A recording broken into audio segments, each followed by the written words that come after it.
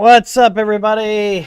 Finally getting this printer streamed after all the interruptions, courtesy of Comcast. But we're doing well. We got our new line installed. It's buried. Things look to be working fine. So we're gonna give this the old college try today. So I just realized I did forget one thing. And it's not the giveaway form. It's already open. I was gonna put my wireless mic pack on, so we can actually have some clear audio. So let me put some fresh batteries in it and fit that up really quick. And then we're going to open this puppy up. So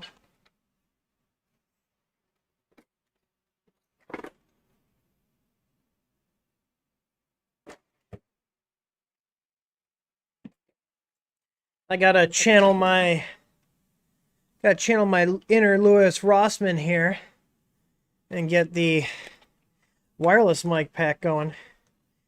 Let's see. All right.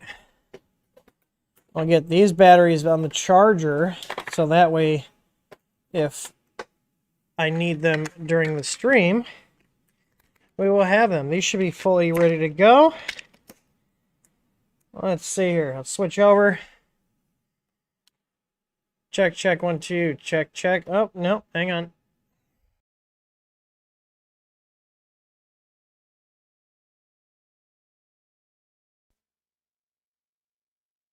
Check, check, check. There we go. We got audio. All right.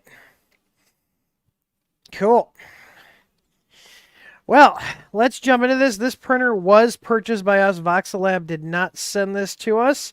Either way, no matter if a company sends us a printer or we purchase it, they all get treated the same. So what we're going to do is we're going to jump in. We're going to do the unboxing, show you what's inside the box of this. We're going to go through and build it.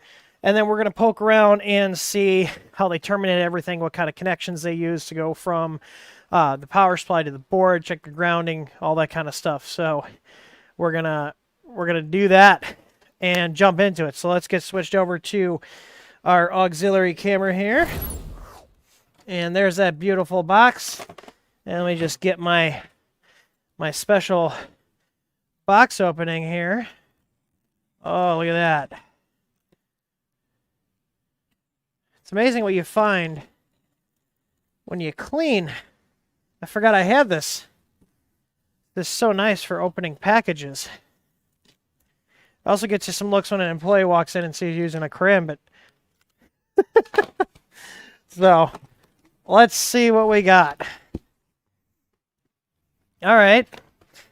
Well, this is handy. We've got a power switch notification right off the bat here.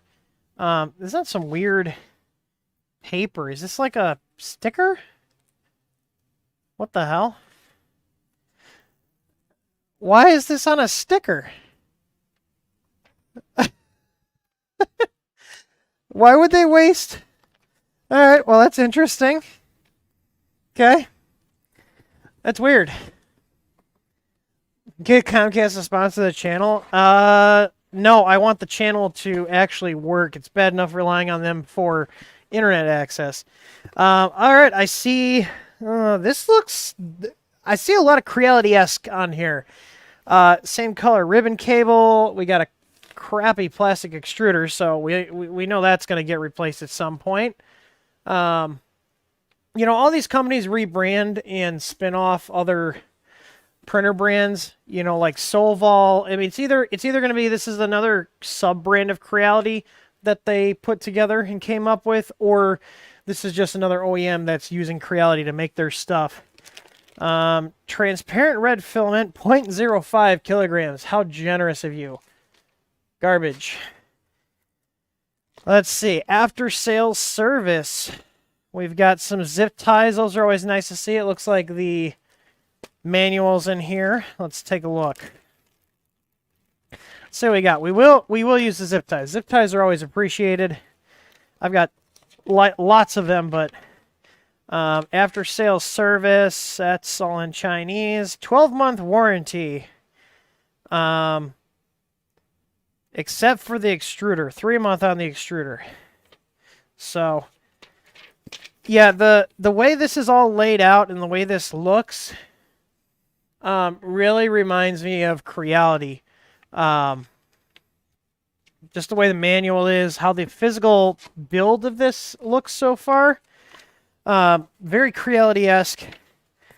Like I said, could be an OEM, another brand of Creality just being marketed by a different department, or could just be another Chinese company that's using Creality to do all their work for them. Either way, we're going to take a look at it. And the reason I picked this up is people kept asking about it, and I thought it was a more expensive model, but it actually was, I think it was like 160 bucks, so I was like, okay, I'll bite. Oh no. Yeah, it's like an Ender 3 V2 screen. This looks like the same screen.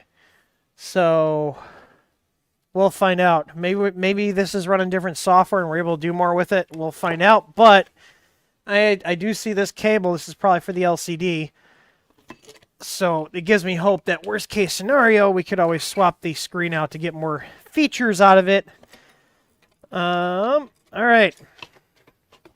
I'm just going to start taking everything out of the box here. We're going to see how this all goes together.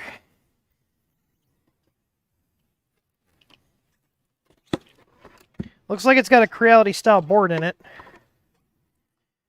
Wonder if I can get it me. You know, it sucks, this whole silicon shortage stuff, because there's a lot of people that are wanting to get our easy boards, and I can't even get our easy boards at this point. It really sucks. It's hurting our company too, to be honest. We need to get those boards back in stock so we can sell them. Anyways, I'll save that rant for another day. Yeah, you know, this is just more confirmation that I think this is made by the same OEM, or it's a sub-brand of Creality. NETAC brand cards, Creality loves those. Same style connectors here, but these are line claws.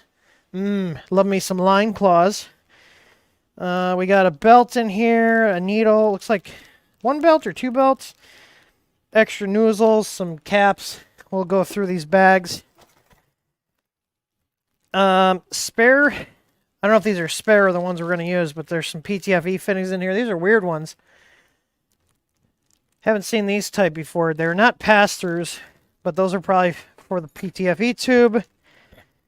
Got a power cord in here. The one thing I realized we haven't done in a while is actually test the continuity on the power cord connections. Same style end stop switches Creality uses. I don't know if they're exact. The silk screen looks a little different than what Creality uses. Let's take a look at the motors and see.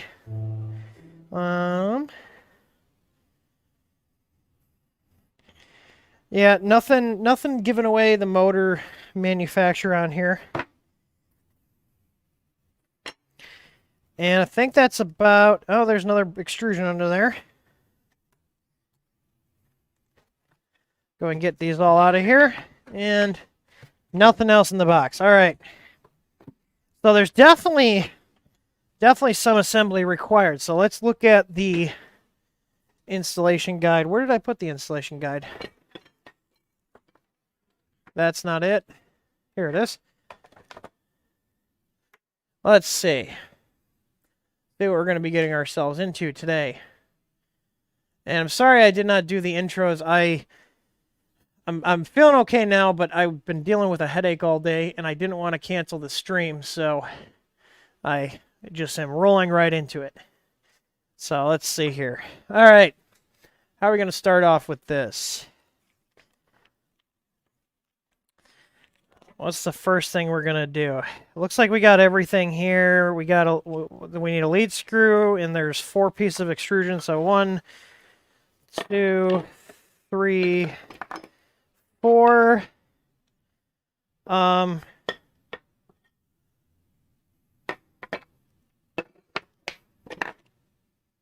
Where's my lead screw?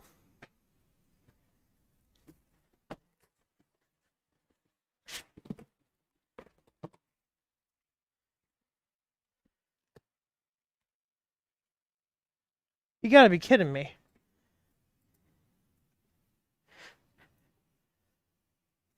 Really? Are you serious? Oh, wait. Ha! I was like, you gotta be kidding me. I was like, where's the lead screw? It's in the extrusion. Okay. I was about to be like, you know what? If this is missing the lead screw, it's just going back in the box and we're sending it back. Dear God. Oh, man. All right, let's get this unwrapped. I don't know why they wrap the extrusion. Is it like to prevent it from getting scratched? Like, it's just kind of a nuisance. And I don't know. Seems like kind of a waste. Like all this plastic that just gets thrown out. We'll see.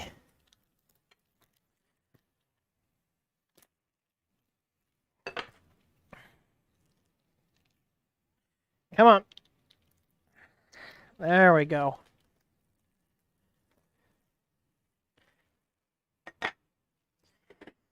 All right, let me pop chat out so I can keep up on chat here. I was about to say, I didn't see it when I peeked in the end. And I was like, you gotta be kidding me. All right. So we've got that, printer base, display kit, extruder kit, which is right here attached to the printer. Z-axis motor, Y, or X-axis limit switch. I know I saw that. It's right here. The XE-axis kit, that's right here. We got our X tensioner right here. And then I think we're looking good. We got, looks like everything else is here. So let's see. Yeah, we got the belt, that's for the X. So let's go through the bags here. Something just fell. I don't know what. Oh no. That was so loud. Alright, so we got bolts here. They are labeled. They're all individually bagged, so that's nice. Alright. Let's set those off to the side. We can throw out the after-sale service card because we know that's probably not going to be used for anything. Let's just be honest. Alright.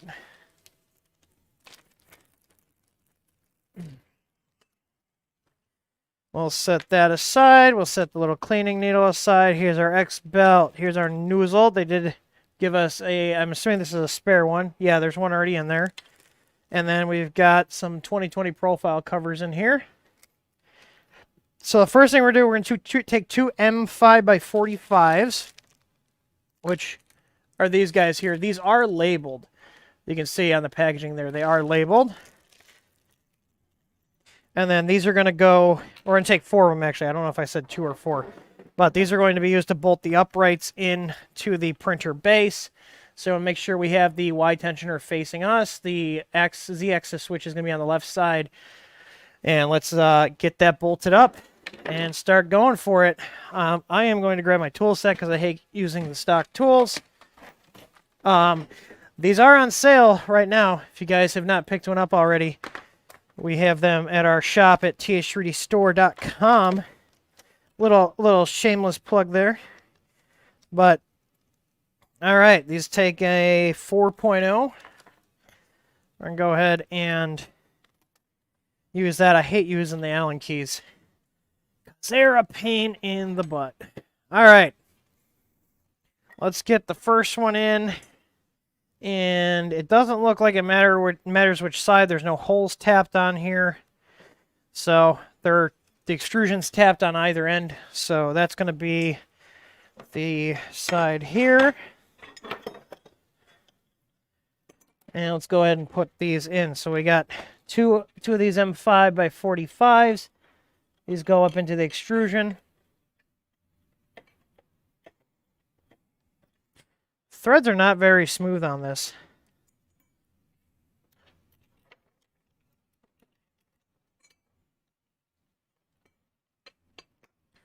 There we go. And this is actually already set to 115 volts on the power supply. So that's nice to see. This was purchased from their Amazon store. And that's obviously from the US. Man, these threads are not smooth at all. Like the Creality ones and many other machines, they just go right in. There's quite a bit of resistance on these. And I don't think it's the threads, actually. I think it's the screws. Oh, and I want to show you guys this one cool thing you may not know about these type of screwdriver kits. If you take the extension out, okay, put your bit in here, you can take the extension and put it through the little hole here and get more leverage to tighten things down.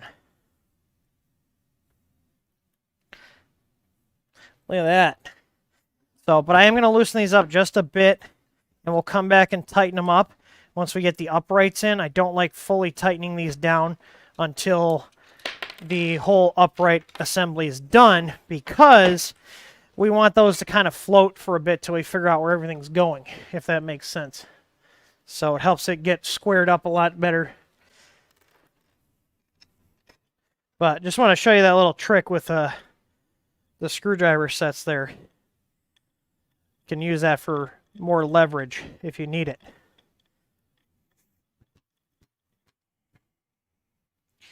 We're just going to snug that up.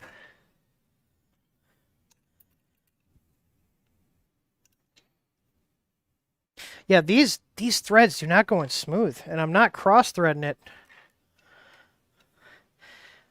These screws, like, it's got to be the coating on it. If you look at the screws, the threads are not very smooth. So, no big deal.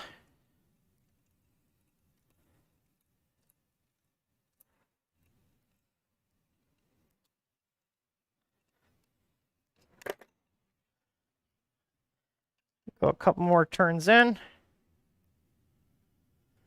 All right, so you can see it's still a little loose. That's what I want. And we're going to come back and tighten these up after we get everything else on.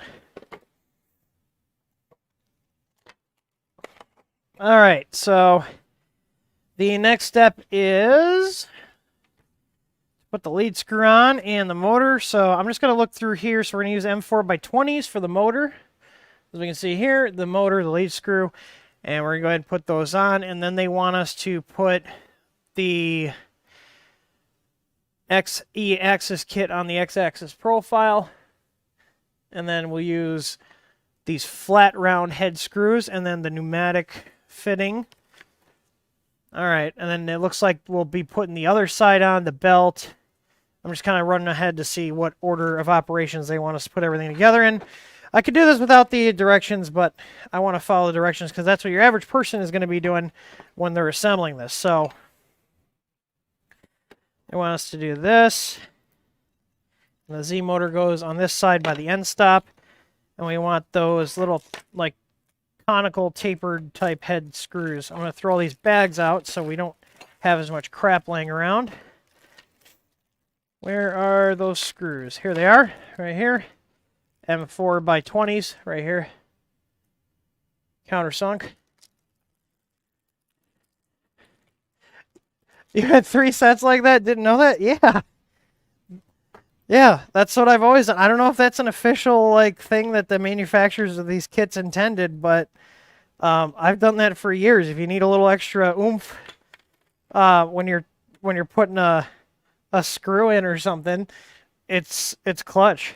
So it only works on the ones with the holes.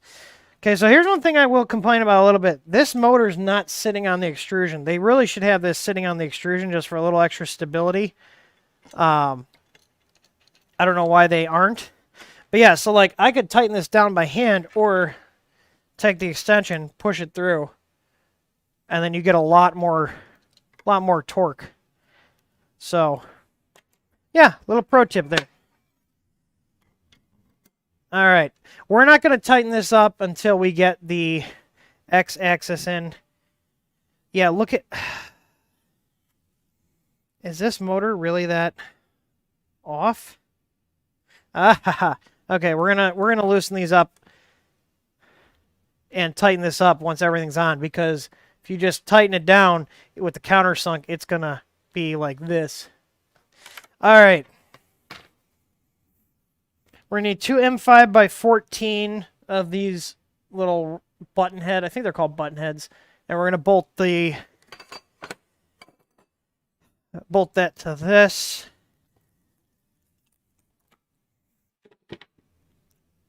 All right. Yeah, this is definitely very similar to Creality's machines. Now, you can see here, they do have eccentrics, so that's good. Does this side have eccentric? It does. Look at that. It's good to see. Now, you have this screw that sticks out here, and I've seen some people where they take it and they put it like this, except it then sits on the head of the screw. You got to pay attention to where they cut these out, because this is going to go on here and sit flush, and you got to pay attention when you're doing that. I'm going to make sure I'm doing this on the correct side. Is this the same on both sides? Yeah, it looks like it's the same on both sides. I don't think it matters which direction this goes on, because it can go on either way. Yeah, the holes line up. So, all right, so we need the M5 by 14s, which I believe are these. Yes, they are M5 by 14s. There we go. I need 2 of these. And these will probably take an M3 or 3mm driver. Do they? Yeah, but the freaking coating is in here. I hate when they do this. They coat the screws. So they put this like coating on the screws, but then like when you get bits in there, they kind of like don't go in all the way sometimes. So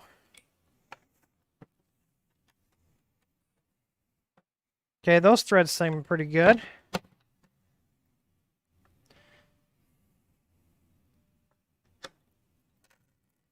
So we got 2 screws here, 1 there, and then there's another one hiding in the back here, if you see it, by the motor. So if I put my screwdriver through here, you can see, there we go, there's the 1 screw, and then here's the other. So we're going to tighten this down.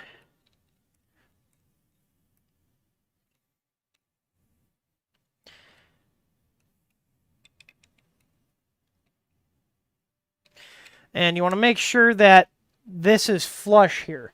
So when you're looking at this, you see how the top of the extrusion is flush with the top of the bracket. You shouldn't have it tilted up or down, because then you'll screw up your axis. So you want to make sure when you assemble this, and this is true on like a lot of the Creality machines too, that it is actually flush and it's not, you know, angled, because then it's going to throw off your gantry. So let's go ahead and tighten these down. We don't want these coming out on us.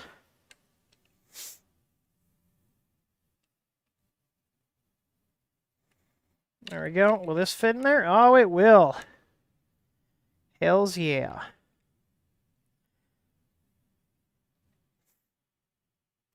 All right. Well, that's not going anywhere. There we go. All right, what's next? So they want us to put the PTFE fitting on the extruder. So here we go. There's 2 of them. I'm assuming one's a spare, and yeah, the hot end's already got one, so they just give you a spare one. I'm curious if these are going to be better quality than the Creality ones, because they're a completely different style. I can't tell if this has metal teeth in it or not. Let me see. Can you guys tell? It might. I think it does. Let's see. Focus, you fuck. I think so. It looks like it. They're spaced apart pretty far, but yeah, looks pretty good. All right, so we're going to put that in. And with any fitting, do not over tighten these. You can snap them off in the extruders. I can't tell you how many people that have like bought our fittings and they're like, yeah, I was tightening it and I snapped it off. You just need to snug it. Don't hulk it. Just snug it. These fittings are delicate parts. If you put too much torque on them, they do shear off. So, anyways, let's move on to the next one. Move my screwdriver set over here so I don't knock all the bits out. That would not be fun. All right, so they want us to put the belt on, the hot end on, and the other side. So let's go ahead and do that. I'm going to flip this around here.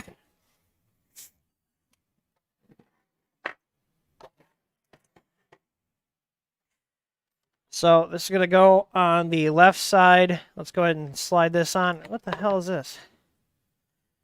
I thought it was a spider web. I was like, why is there a spider web on this? All right, what is going on with this cable? Where is this coming from? Okay, because this all needs to go back here, and we want to have this coming around the rear. I'll make sure there's no twists in it. All right, that looks good. I'm happy with that. Yeah, this is definitely made by the same OEM as Creality. The hot index is exactly the same, aside from a different PTFE fitting.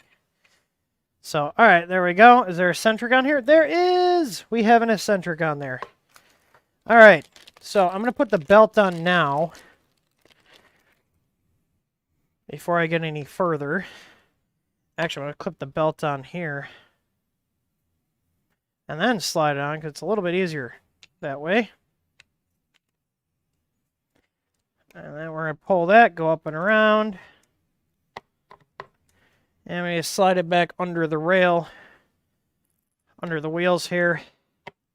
And usually what I'll do is I'll just ride the wheels over, push it through. There we go.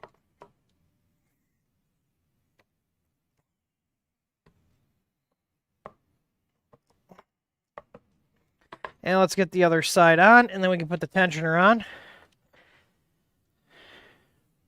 So again, be mindful of this screw head, and it goes in the little recess here. So same deal, 2 screws. Make sure the top of this is flush with the extrusion. Go ahead and tighten this in.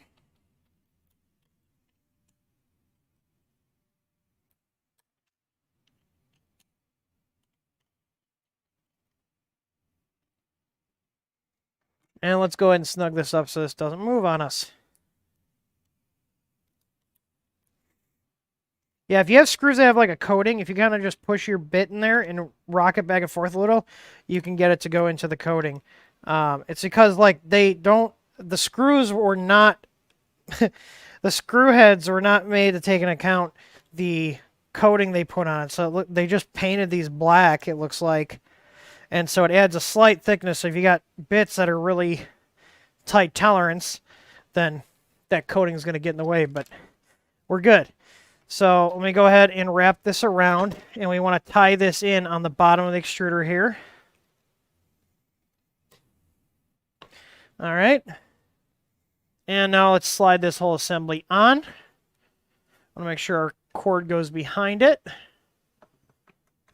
And remember, we left all this loose, so we're going to have to go back and tighten this all up. This is usually how I build machines, just so I don't have to worry about things being out of square, and I can square everything up and tighten it all up once this gantry's on, because this kind of helps everything align. Ooh. Ugh. The noise. Ah. This weird tensioner. I'm going to have to take this out. You have to put it through the tensioner first. And which way does this go?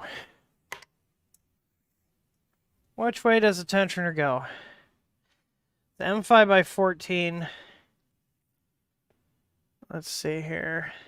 We're going to go around the bearing. What? You're interested in the printer, Joe? Yeah. Oh no! How's the build going? It's going. Is that a lot like the Neptune? Or have you looked at that Neptune? I have not looked. I don't know what the Neptune is. It's an Elegoo's. Ooh. Joe's over here. Joe's over here being the peanut gallery. You can't see him. He's off screen. I'm too pretty for the camera. Oh, is that it? I don't want you breaking my lens. Yeah. All right. This is kind of a pain in the ass. All right.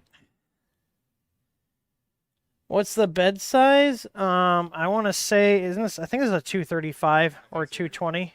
Yeah, it's basically like an Ender 3. It's that same class. Oh, do I have to put?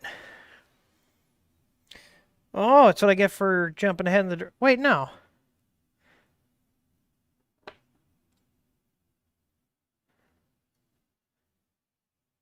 Oh, okay. You're only supposed to use one, but it doesn't... Okay. You wait to put this one in because it goes through the bracket here. So, let's take that one out. That makes sense. It's like, why is this hanging up? Where'd my extension go? Oh, there it is. Okay, that makes sense. It's like, how is this supposed to fit on there? All right, so it goes through here and then into that. Got it. That makes a lot more sense than you put one in from the front as well. It looks like. But from what you're saying, do you think this is going to be an Ender 3 replacement? I think it's a decent little machine so far. We'll find out. I mean, for the price point, yeah, it seems good. We'll see. I think we paid 160 for it. That's So, yeah. Except for it's got the touchscreen over here. Ours, it's not a touchscreen, it's a color screen. I hate those screens. These are the ones that have the... It's D-Wins. It's still D-Win. Yeah. All right, so let's go ahead and tighten this up. I do like the tensioners. Like, this is you know, I'm not a big fan of the Ender 3 V2 screen, but I do like the tensioners. Tensioners are nice to have out of the box. This is a Gates Power Grip belt. It's Chinese. It's No, the Chinese one. it's actually Gates. Yeah, I'm sure it's the Chinese version. So there's a Gates China and a Gates US. They both make very good things. Like, they're the same quality. Why you gotta hate on China, Joe? No, it's actually really good. You Like, racist. if you buy a US pulley, it will not mesh with a Gate. Oh, they're slightly different pitches and stuff. Their tooth pattern's just slightly different. Oh. Well, either way, decent quality belt. It's I the guarantee reinforced. that's not a Gates pulley, though. It's probably not a Gates pulley. I doubt. I wouldn't expect it. it. Doesn't make that big of a deal, but it does lower the life, like, about 10% is what they say. But Yeah. the Gates belt's life is ridiculous anyways. All right. Well, I gotta build this printer here, bud. I wanted to see it because, Oh, you're being nosy. yeah, I'm being nosy. You're being nosy. Okay, so now we gotta use M4x8 here on the X-axis switch here. Let's get that in there. So you see here, we got a screw here and a screw here, M4x8, which these look like M4x8s. There we go.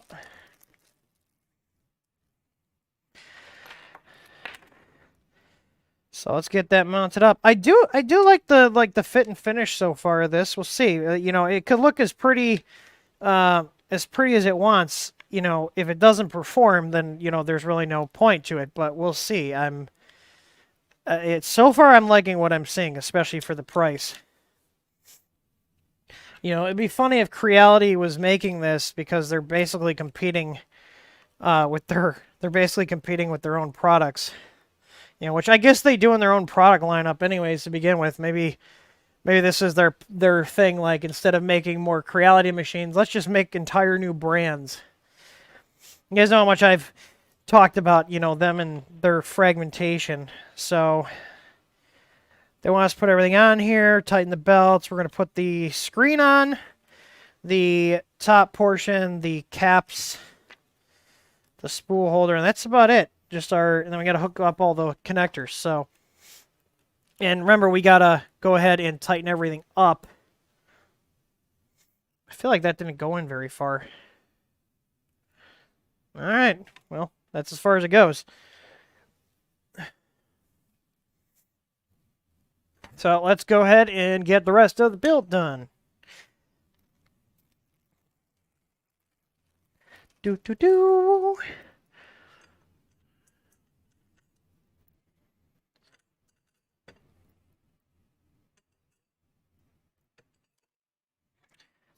And these are the M5 or the 5 mils, I think. Yeah, here's the 3 or the 4. Sorry, 4 mil hex caps. See, these went in nice and smooth. And I'm gonna make sure that the end of the extrusion is lined up here.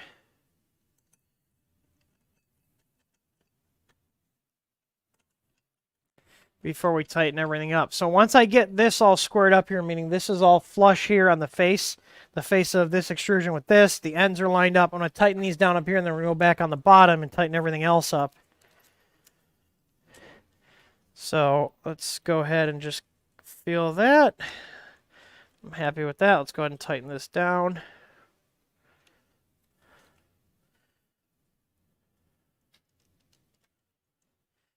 And then we'll do this one.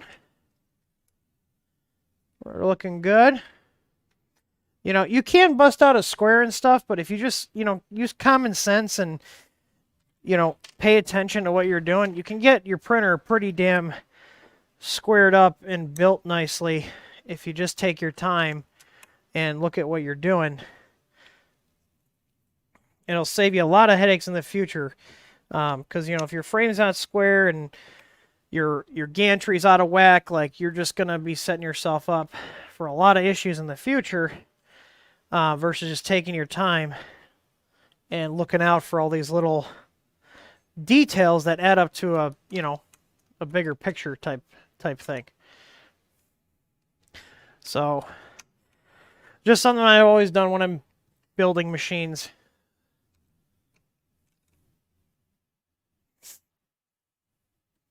All right.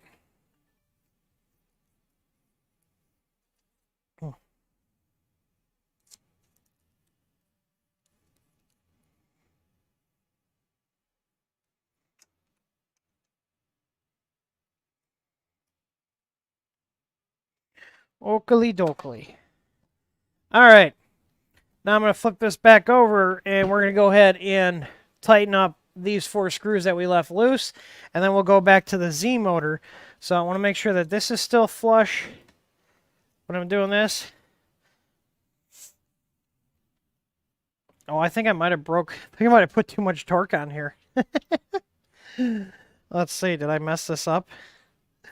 I might have. Did I break my screwdriver? Oh, no. Oh, I forgot to tighten. Yeah, I forgot. You're supposed to tighten this down if you're going to town on it. So I'm going to have to use the Allen key to tighten these up. I don't want to round it off. Bad Tim. The Allen hex keys that come with this don't even fit in there. You got to shove them in. Come on. There we go.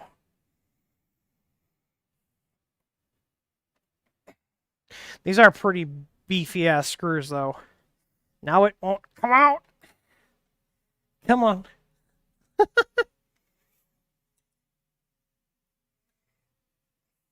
These aren't even tightened down all the way on the frame here. What the hell? These 4 on the side. These aren't even tightened down all the way. What the F? I'm attempting not to swear in the video, but we'll see how that goes. Yeah, these are pretty damn loose.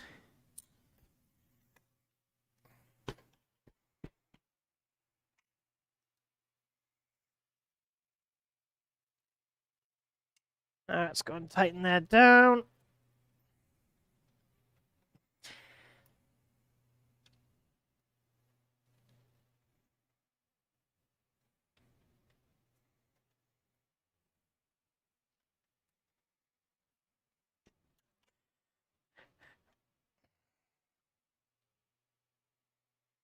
All right.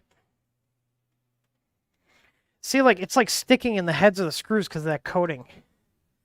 So it wasn't just the bit, it's just these screws have that. They're like, it's almost like they took silver screws and just painted them because the paint is chipping off on the inside when I put the hex driver in.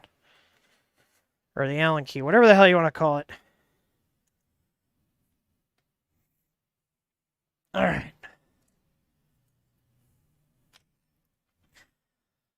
All right.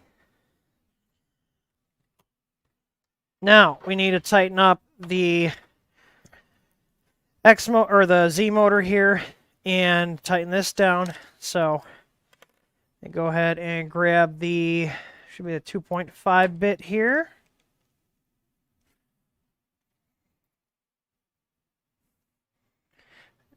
Is it 2.5? Yeah. So Well, usually what I want to do is use the gantry itself. Now, this is spinning and not wobbling up there, so I did get a straight lead screw. So let's go ahead and tighten this up.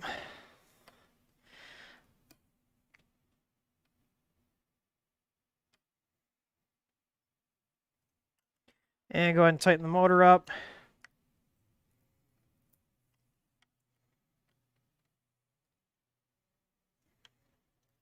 All right, how are we moving? Nice and straight, no wobble. Moving pretty smooth. Let's check our eccentric nuts. Oh, that one's real tight. Let's go and adjust our eccentric nuts. They're not regular nuts, they're very eccentric.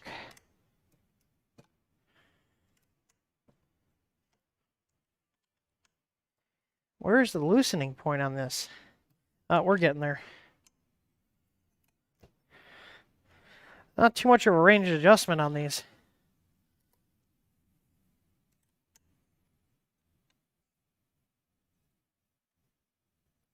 That's starting. That's about as good as I'm going to get. I mean, there will be some break-in with these as we use the machine. But there's like, usually there's a point where you can adjust it and it's free spinning. That's as good as I'm going to get. This one over here super tight. Okay, this one can get super loose.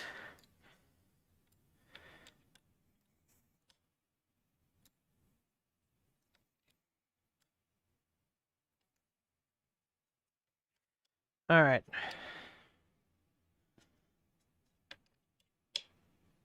This one adjusted when I adjusted this one because it's putting pressure on it. But let's see. We want this all to move smoothly.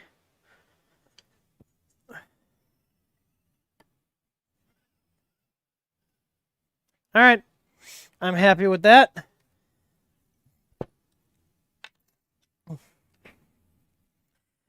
What else do we got to do? We got to put the screen on and connect all our wires and the spool holder. So spool holder, screen. All right. Give me 1 second here. Somebody is pinging me.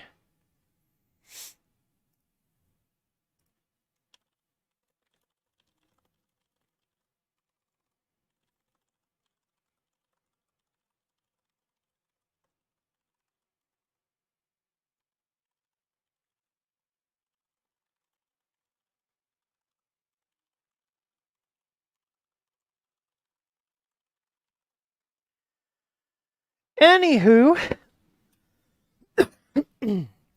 sorry about that. All right, let's get the screen put on, and it looks like it goes on this side of the printer. Yes, it does. And we've already got the nuts installed on here. And we're using T-nuts to affix this, so you want to loosen these up and have it so that the screw is just catching the nut, okay? Because these will go into the extrusion and then rotate. That's how these work. These are called T-nuts. And you got to kind of line them all up so they fit in the extrusion. Put them there. And then spin it.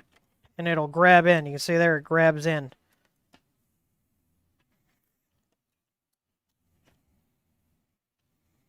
All right, those 2-bit.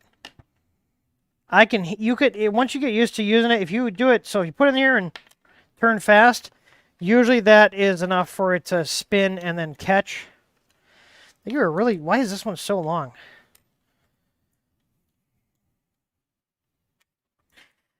And mental note to self, don't drive big M5 bolts in and Hulk them with the precision set. It doesn't like that. All right. So that's on. This should just lock in place and we plug this cable in. So that goes in right here. Go ahead and... Okay, it goes like under here. Go ahead and snap this on. All right. Well, that looks pretty.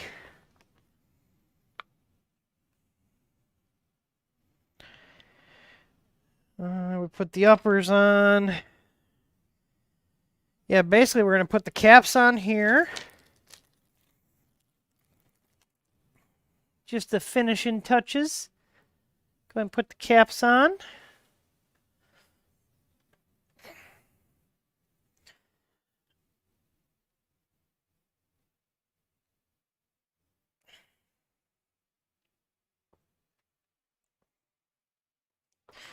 And the spool holder. Let me do a cleanup here. Sorry, I just realized you guys didn't see me. I put the little 2020 extrusion caps on the ends here, just for cosmetics. And it looks like these should be the 2 screws for the spool holder, M4x6. That's what these are. Well, let's go ahead. These are going to go on there with 2 T-nuts on the bottom of those. And usually what I'll do here is I'll put them on, I'll drop the screws in the hole here, hold it with one finger, and just kind of get the T-nuts started on the end here. Just like that.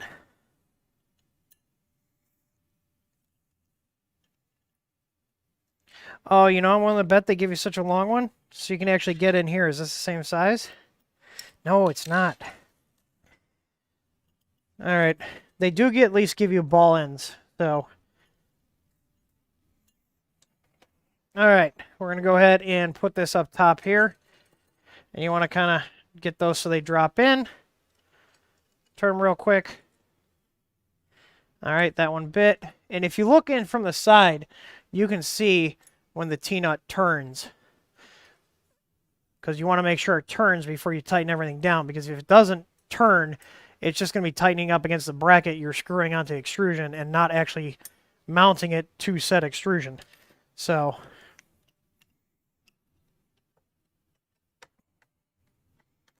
put the spool holder on. And what's else? What else? The little, oh, they want us to put the line claw on the PTFE fitting. So we take one of the little line claws and put it on the fitting right here. Is this actually going to fit on here?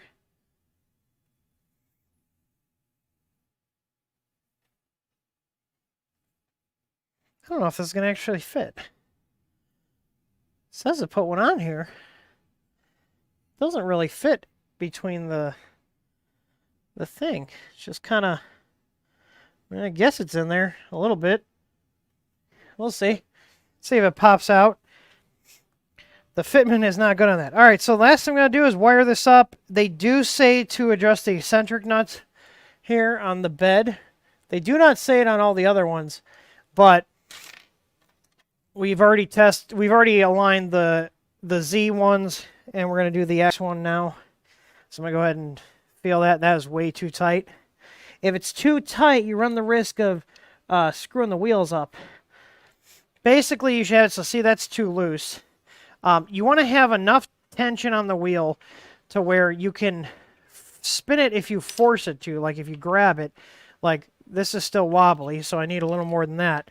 But you want to have enough tension on it so you can break it loose if you put your fingers on it, but not to where it's too tight that you can't. So it's a little too tight.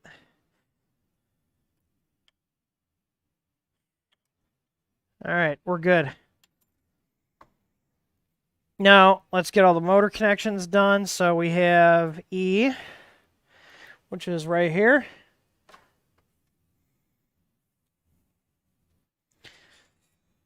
And then we have our X, which is right here. And then our X end stop, which is right there.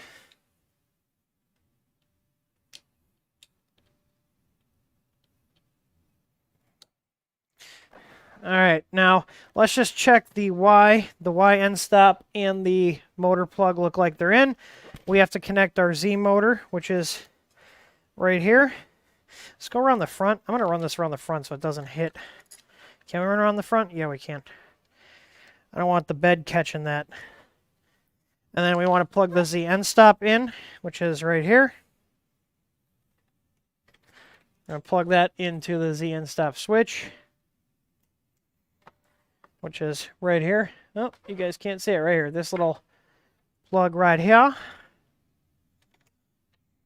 And let's check the eccentrics on here. These are all loose, which is good. I'd rather it come loose than over tighten, because if it's over tightened, then you can run the risk of having damaged wheels. Whereas if it's too loose, you just got to tighten it up. Can't tell you how many printers I've gotten from manufacturers where things were too tight and it ends up damaging the wheels. So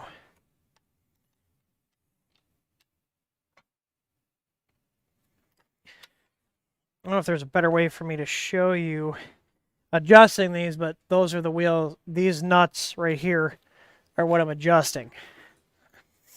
So if we look here, this one, see how I can spin this one freely? Oh, come on, focus.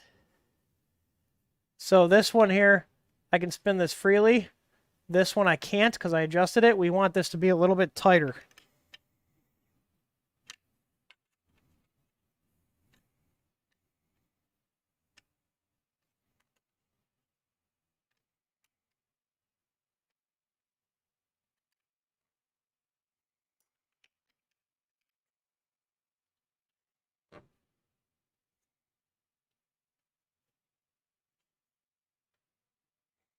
This one can go a little looser. All right. So I am happy with that.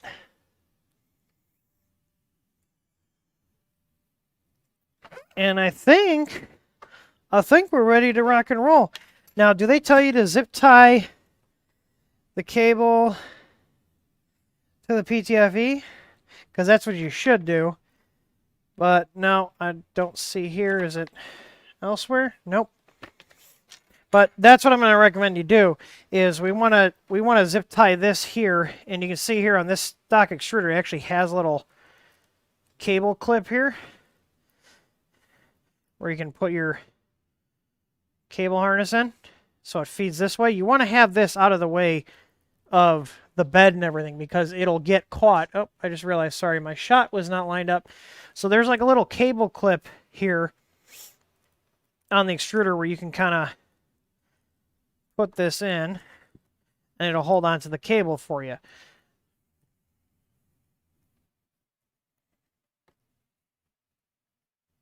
Come on.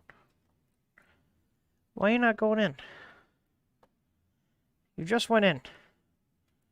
There we go. All right. And I'm going to go ahead and stick one more. Let's do two. I'll do a couple of zip ties here just to finish her off.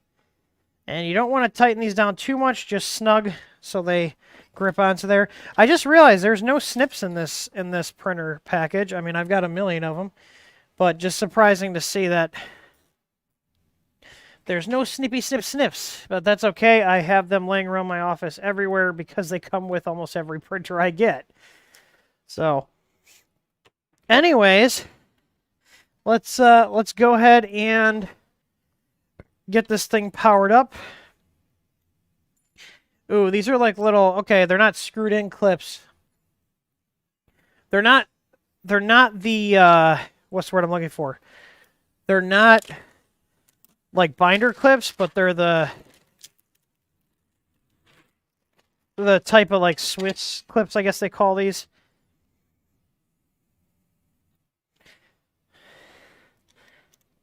Question is, does this say Creality on the bed? It does not. Not that I can see here. All right, so, but it's got the standard strain relief. This looks like an Ender 3 bed. Looks like the same bed. Either, like I said, either Creality's making this for them, or this is a sub-brand, or it's a really good clone of a Creality machine.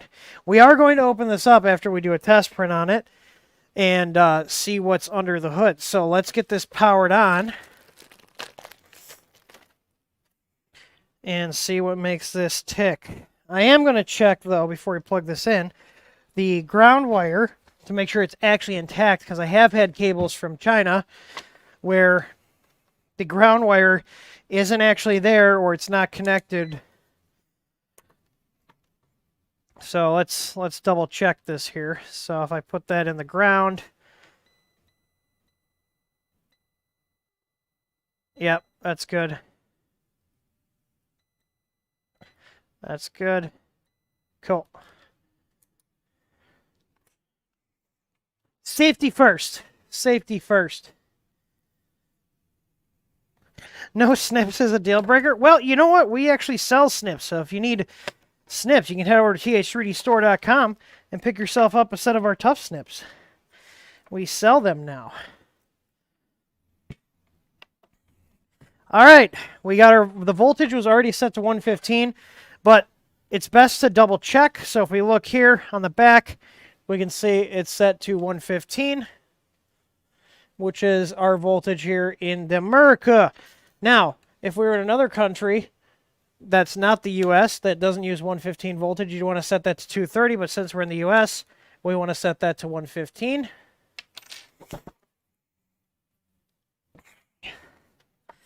All right, power switch is on the back here. Let's go ahead and turn it on.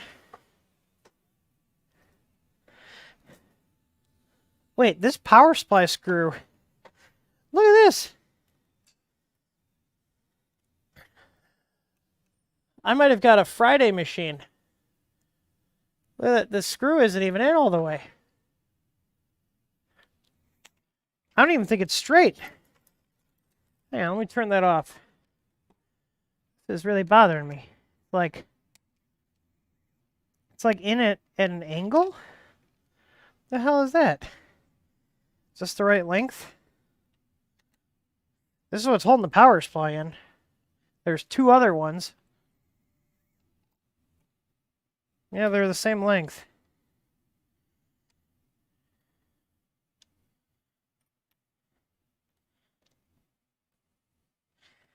All right, come on. Get in there. Is it just not screwed in all the way? All right, there we go.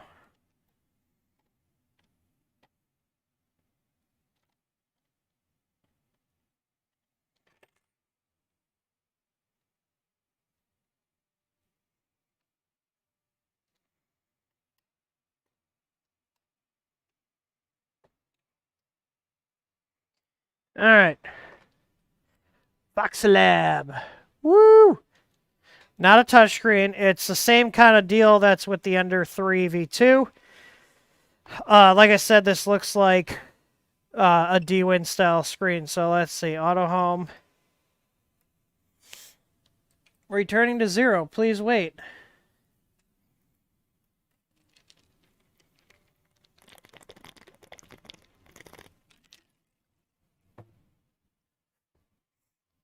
Oh. Let's see if this works. Yes, it does. All right. We'll auto home again. And then we're going to go through and do the bed leveling. Let's see if the LCD actually has bed leveling on it. I'm just going to check my tension here. That feels good. X feels good. I do like these tensioners. These are a nice touch. These are not a requirement, but they make life easier. All right, let's see. So there's a move menu. These look all pixelated. These are like JPEG images, almost looks like. Setting. It's got a filament detection option, but there's no filament sensor on here. That's really weird. Temperature, there's no... And there's steps per millimeter, so that's nice to see. And acceleration, but no PID tune. There's no level on here. Move? Is it under move? Nope. It's got a load and unload filament setting. Info. Unless I'm missing it in the menus. Is there seriously no level bed option on this LCD?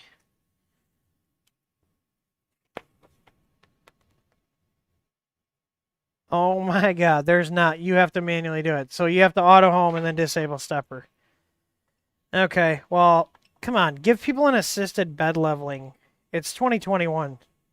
Like, give them an assisted leveling wizard. Like, that's a huge, huge plus, especially for new users. But instead, we got to disable the steppers so they're free and literally manually move this. So,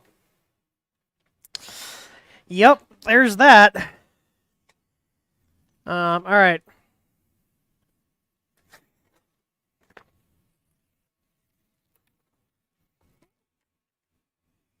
Well, I guess we're going to level like a true peasant today. No assisted points. We're going to have to manually move our nozzle around to get this to the right spot.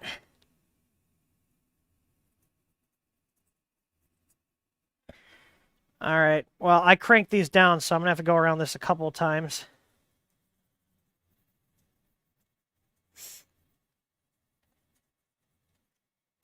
Oh, we're free spinning on this already. That's not good. Hang on. I'm going to move the Z end stop further down, so the stock location they put this Z end stop in is too high. So, and the problem is it's too high because I'm overextending the springs. And I'll show you what I mean by that. So if I go here and start doing it till it grabs the paper, it's going to get close and start grabbing, but now these are super loose.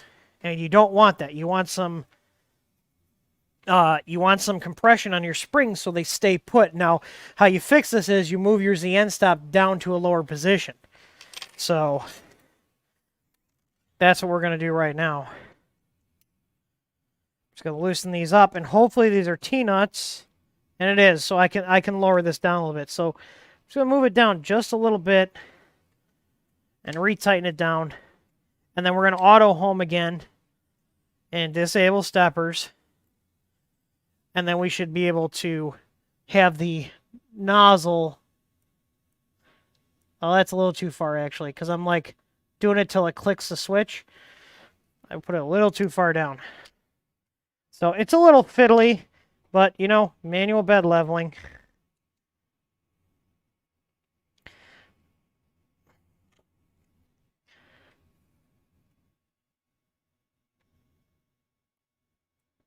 Okay, we should be good now. Let me go ahead and auto home.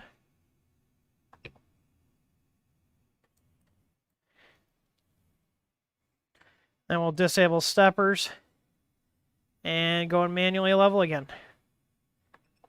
So disable steppers. Oh yeah, there we go. All right, so see now the spring still got some pressure on it, which we want, and I'm able to actually get the paper to grab. That's what you want.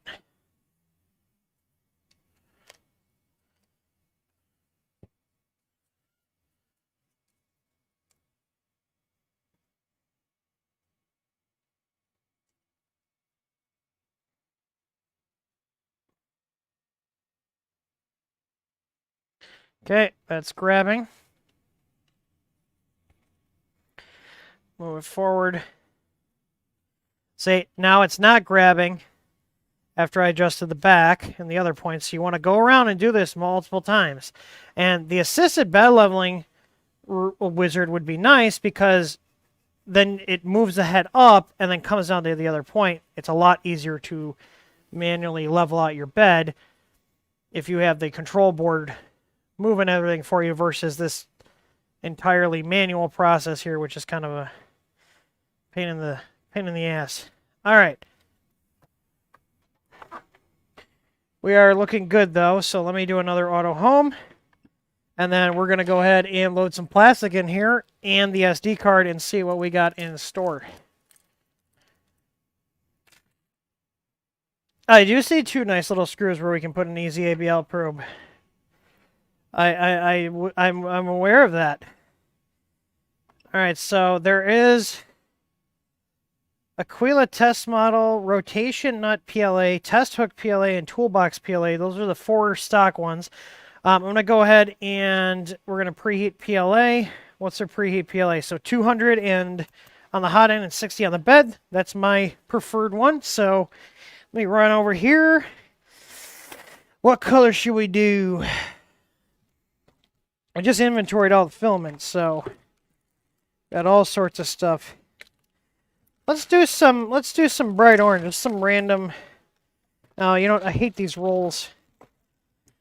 That's Maker Geeks. Let's not do that. I don't know where the hell I got a bunch of E-Sun from, but we have it.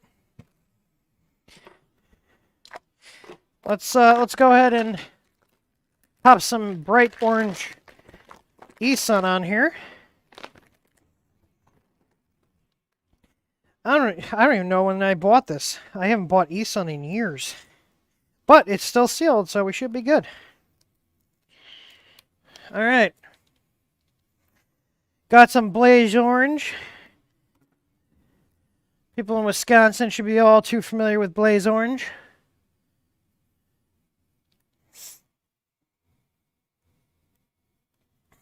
Go ahead and load the filament. Goes in easy enough. This PTFE tube looks super cheap. Like, it's very clear, and usually the very clear stuff is not very good. But we're gonna roll with it. So there is blue in here. So they did test this. I do not like this extruder. Like, okay, normally on like the LCDs, look at this. Well, I don't like these weird firmwares in these touchscreens. So normally on Marlin, if you select it and you do this, it starts moving it as soon as you stop doing it. You actually have to do this and then press it, and then it'll start moving the axis. Just a minor complaint. But it is feeding. It did heat up pretty quick. The bed's already at 55.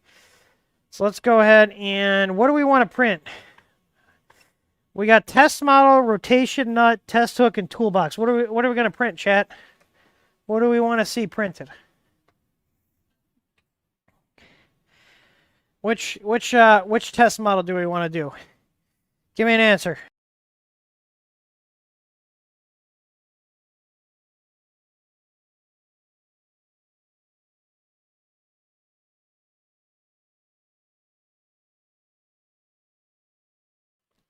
Oh, that's adorable, Vape to Live. You think we're running a huge outfit now. It's adorable. I appreciate that you think we're a huge outfit.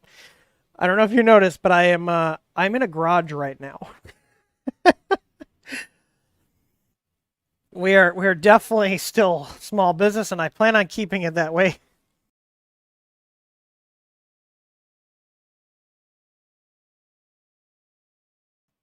Fan noise, about the same as an Ender 3. It's not quiet, but it's not insanely loud. There's no benchy on here. We are printing the test models included with it. So we have the Aquila test model, rotation nut, test hook, and toolbox.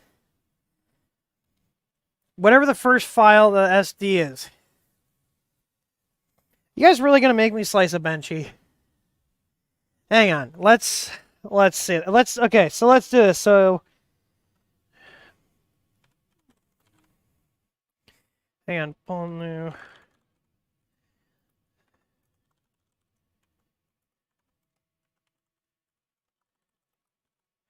I think I never get the syntax right. Is this?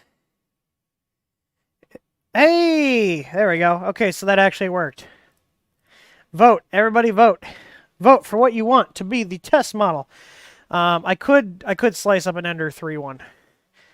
I could use an Ender 3 profile. That's probably what most people are going to start with if they do slice up something for this. And probably the closest machine. So we're going to give it, I'm going to give it like literally a minute, if that. And then whatever one comes out on top, Benchy or the Aquila test model, that's the one we're going to print, okay? How's that? How's that sound? We'll give a little tune skis while people are voting. How's that?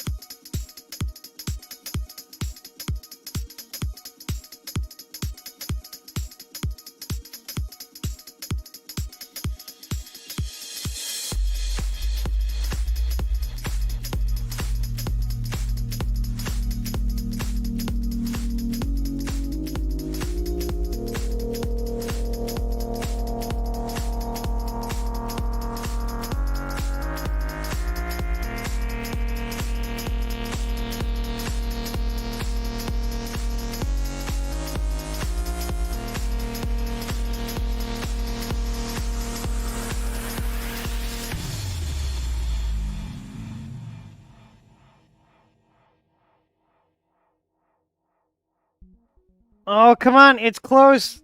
We've got the Aquila test model winning by 1 vote. I'm gonna go on that one. Who's gonna be? What's vote number 30 gonna be? Oh, we got 2 for the Aquila test model.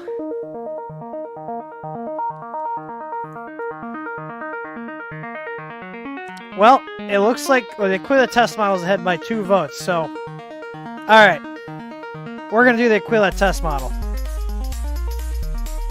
All right, how's that? I'll leave the tune skis on. I'm just gonna bring their level down a little bit. So, thank you. All right. And then we'll get I'll bring the camera in, get this lined up, and let me see how we're doing with the first layer. Oh, there's Shmoo. There's Shmoo under here. Oh no, get the Shmoo. I can't get in because of this damn shroud. We're looking, oh, it's not sticking. It's not sticking. It's not sticking. It needs to go up. Oh god, manually bed leveling.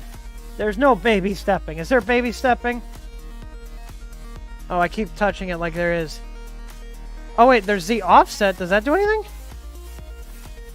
Oh. You have to, oh, you can't, you have to like press it twice. There is like a baby stepping, but it's like very weird.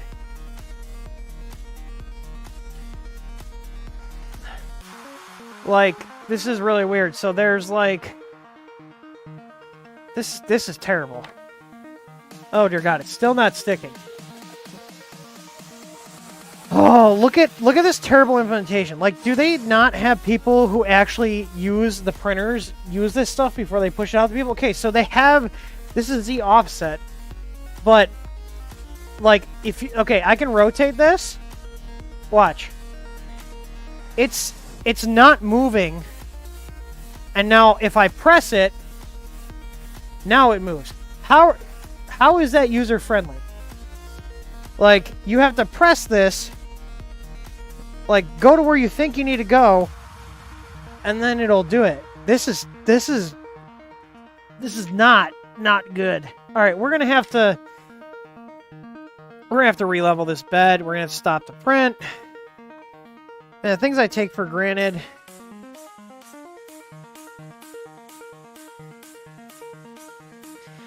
Like, how hard is it for you to implement proper baby stepping?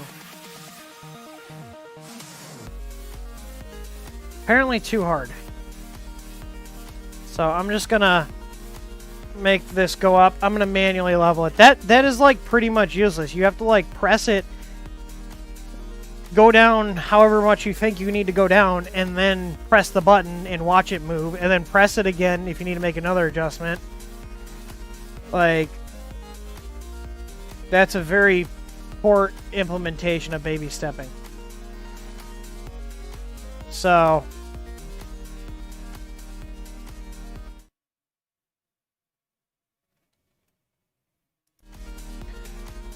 alright, I'm just going to manually adjust the bed, because that is easier than dealing with whatever they want to call that baby stepping. If you even want to call it that. I mean, it's adjustment, but that's a pain.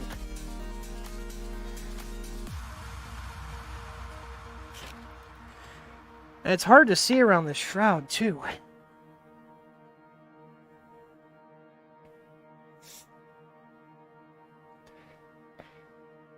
Alright, we're looking good.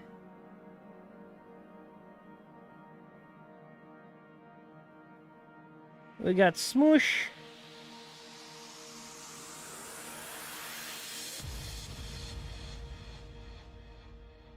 It is really hard to see under the shroud.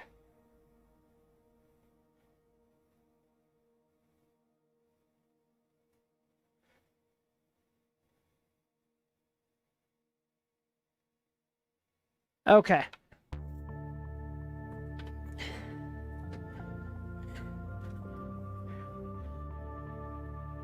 Well, okay, the way they have the Z offset implemented here, or baby stepping, whatever you want to call it, it's like a Z adjustment. It's not live, really. Like, it's technically kind of live, but users have a higher chance of jamming the nozzle into the bed with how they have it set up than if it just adjusted it as soon as you turn the knob, because you're making a guess. Let's say I think I need to go down 0.3, and I do 0.3 and it's too much. It's going to push it down in versus just clicking the knob. Like on the 12864 LCDs, when you're in the baby stepping mode, as soon as you turn the knob, one click, it does the adjustment instantly. It does it in real time. So, yeah, it's pretty bad. I don't like it. So, I'm a tiny bit too close, but it's going to be enough where we're going to be able to just use it. Let me manually focus this here. But you can't see shit with this shroud. Like, I thought Creality's stock shroud was limiting in terms of how much you could see. This is, like, arguably worse. Like, look how... Like, you can't really see anything. Like, it's really hard to see. Like, can you guys... Like, you can barely see that. And it's this bad in person. I'm not a fan of the shroud design.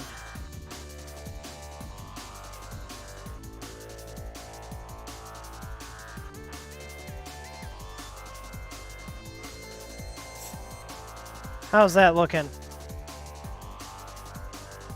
Yeah, it's a little bit close. I'm just going to let it ride because I'll probably mess it up worse than just letting it go. So it's a touch too close, but I'm just going to let it go because it'll be fine once it gets past this layer.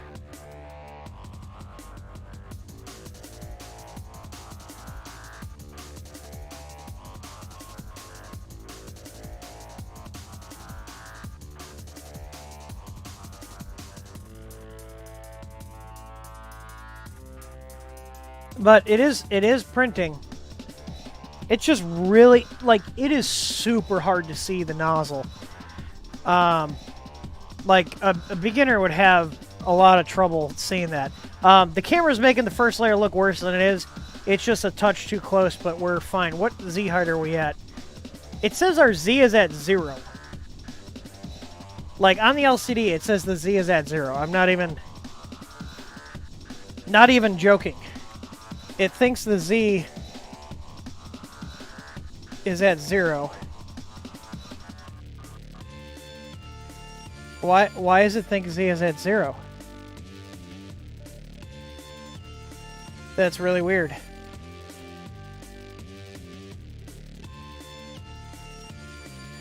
But yeah, you really can't see underneath the shroud there.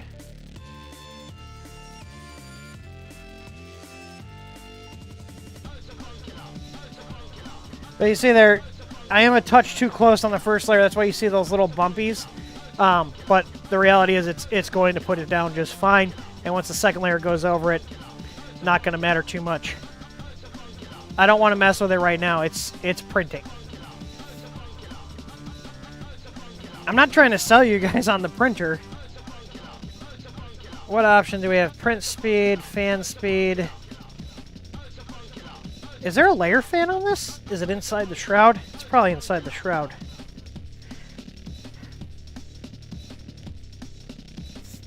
Oh no, my wire is caught. Yeah, there's a layer fan. Is it on for the first layer? Why would you have... Hang on.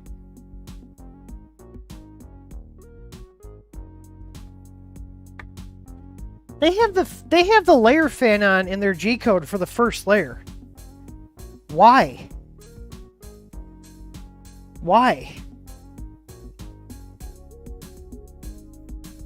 Let's go ahead and turn that off. You want your layer fan off on the first layer so the plastic stays a little more molten so it can properly bond to the surface you're printing on. If you have your layer fan on the first layer, it's going to make the adhesion to your surface worse. you want to turn the layer fan on for PLA anyways after the first layer. So I just turned that off manually.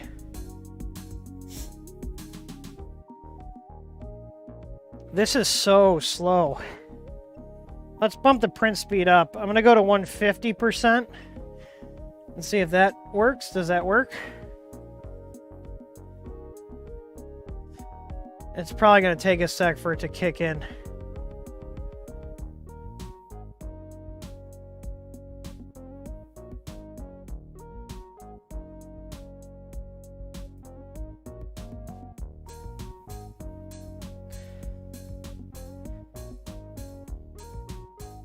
This stock G-code is not very well optimized.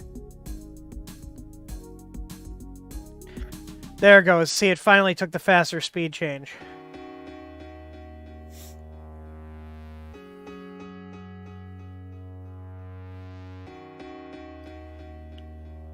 I'm griping about this. I don't like the shroud. Like, why does the shroud have to be so big?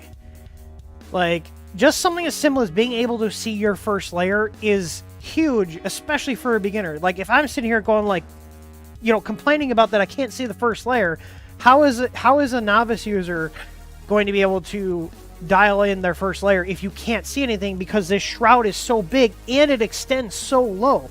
Like, if they just pulled the shroud up a little bit, had it come up, like, I don't know, 5 millimeters, that would make visibility on the nozzle a lot better. Like, I'm not a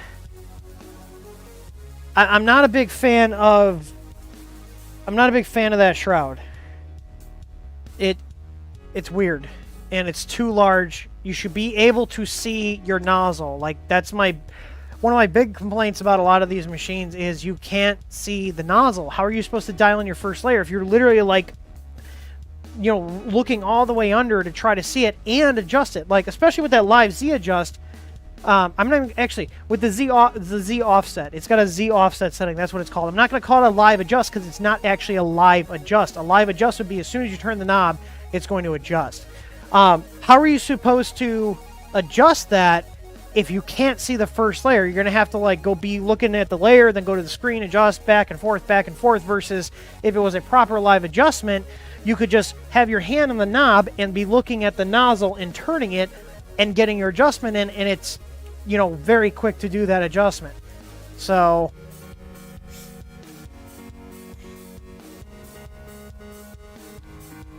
I so far, if we're calling stock for stock, I think the Ender 3 is going to be a better buy because they're about the same price. If you're talking Ender 3, I'm assuming this is going to have just a Chinese generic power supply in it.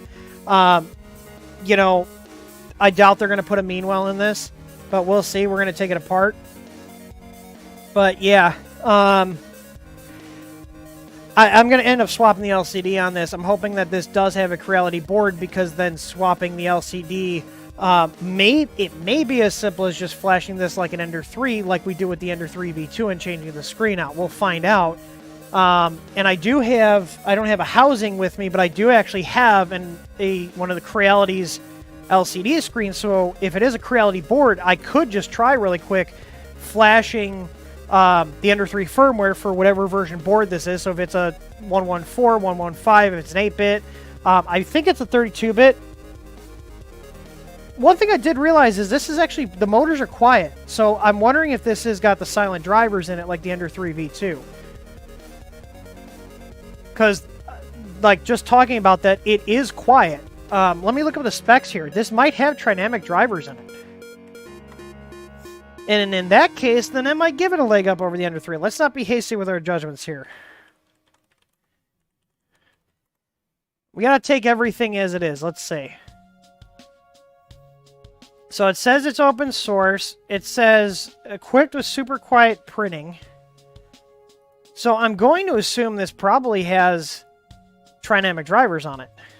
And if it's like a Creality 427 or 422 board, the way the SD slot and the micro, it's got a micro USB, so I'm assuming it's probably a 32-bit board, and if it is being made by Creality, there's a very good chance it could have a Creality board in it. So, Yeah, as far as I know, the Ender 3 doesn't have trinamic drivers in it. We're gonna hold our reservations. We're gonna hold our thoughts on if you should buy this or not until we get in and see what's on the inside. Because me complaining about, like, it sucks that you can't see the nozzle that easy. There's no getting around that. It sucks. It should have more clearance, but it's a minor inconvenience. Let's, we're gonna look and see what they put in, what power supply it has, what board it has. The LCD is just as useful as the Ender 3 V2s, meaning it works for basic stuff, but you're definitely going to be limited. We'll take it apart, but I'd put money on it that it's a D-Win screen. It looks like a D-Win screen. It feels like a D-Win screen. If it looks like a duck and quacks like a duck, it's probably a duck. So, let's see. So we're gonna let this go. Do you guys have any questions about this printer? Do any of you guys own this printer? If you do, what's been your experience with it?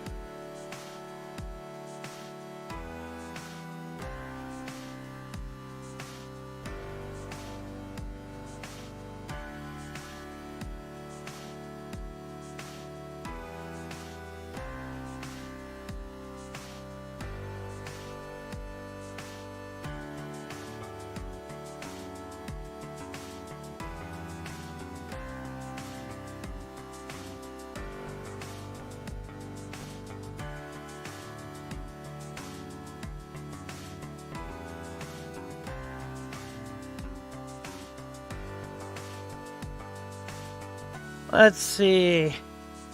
HVAC A to Z says he has one. It's still in the box. What are we betting for 10 wires? I would bet there's 10 wires. Yeah, like I said, that first layer was a little close, but usually if you're a little close, your second one will be fine once it goes over. Let's see here. Paul Texan says he has one. It's like a better Ender 3v2 in my experience and cheaper. Yeah, that's kind of the vibe I'm getting off of it. It's got a lot of the features of the Ender 3v2, the tensioners. The only thing is this has... I can't remember if the Ender 3v2 has a plastic extruder or a metal one. I feel like the Ender 3v2 might have had a metal one. But this has a plastic extruder, which we all know is going to be a problem in the long run because those arms crack. That's the main reason why we don't like them. But we do carry a metal one for 20 bucks that can replace that. It's a drop-in. We actually just got those back in stock. So if any of you guys are waiting on those, we have them again.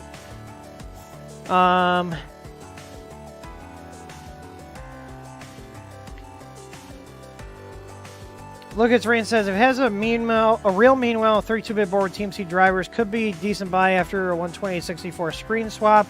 Yeah, that's kind of where I'm going to be at. If it does have, I mean, it's got some sort of silent drivers in there. If it could be easily swapped to a different screen, that would improve the usability on it a lot.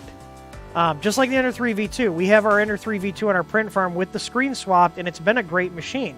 So we actually haven't even had any of the overheating issues like a lot of other people have. But, we do have, that room is fairly well air-conditioned, so I can see people having issues where if it was a hotter climate, that board could be more prone to overheating. Because the reality is Corelli is not putting high copper count on their boards, so Trinamic drivers run hot. That's the one drawback of them. The 2208s, 2209s, they run hotter than, like your 4988 drivers. So if you don't have high copper count on your PCB, you're more prone to get overheating with them. So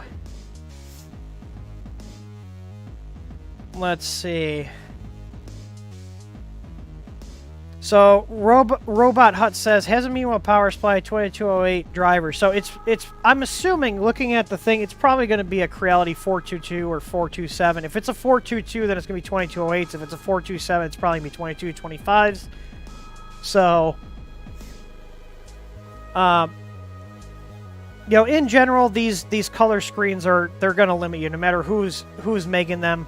Unless you get something that's actually able to be controlled, like, you know, the Robin boards, like in the King Rune printers, those LCDs are driven from the processor, and Marlin actually has full control over them. So those are actually touchscreen, color touchscreens. They're not D-Win touchscreens, though, and they're actually fully supported in Marlin because those screens are not a standalone thing. Those are driven off the processor of the motherboard, whereas something like this has its own processor that runs its own firmware that then has to communicate back to the firmware on the printer control board that does all the motor controls and everything. So you have a little less integration, you got less features. So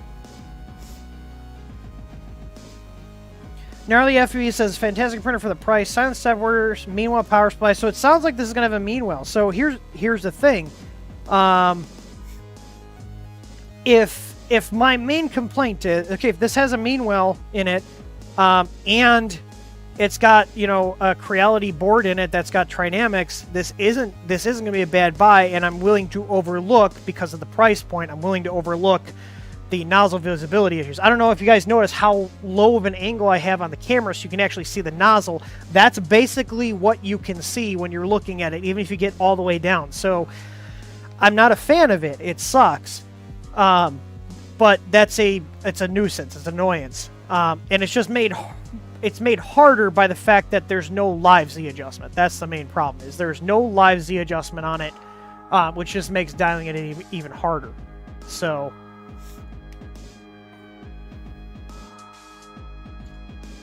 but we're not going to let this finish all the way. I'm going to let this get a couple more layers, because what I want to do is look and see how consistent are the layers as it's printing, and that'll give me an idea. And we're also going to look at how consistent the extrusion is. Now, I'm not going to be surprised if there's some under extrusion, just because these plastic extruders are known for having under extrusion problems. They don't have a lot of tension because they're plastic. Just switching this out to something as simple as our upgraded aluminum extruder will improve the print quality, and you don't ever have to worry about that arm breaking because it is metal. And you can swap that out with no firmware changes too. So, and I'll post that link in case anybody's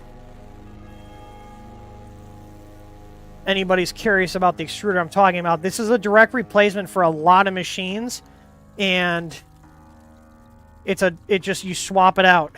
So that's probably what we'll do with this, because if this works out, I'll end up throwing this in the print farm and using it. So now, how far along are we on this print? Yeah, it says this is 2.5 hours remaining. We're not going to let this go. I'm going to let this get this layer done, and then we're going to go ahead and cut it off. So, and then we're going to look on the insides. That's what I'm really concerned about. So far, aside from not being able to see the nozzle, everything else looks fairly decent, especially for the price point. So my main complaint right now is that it's really hard to see the nozzle, and in the greater scheme of things, that's not a huge problem. I want to look at what kind of stuff they're actually putting it in there. So,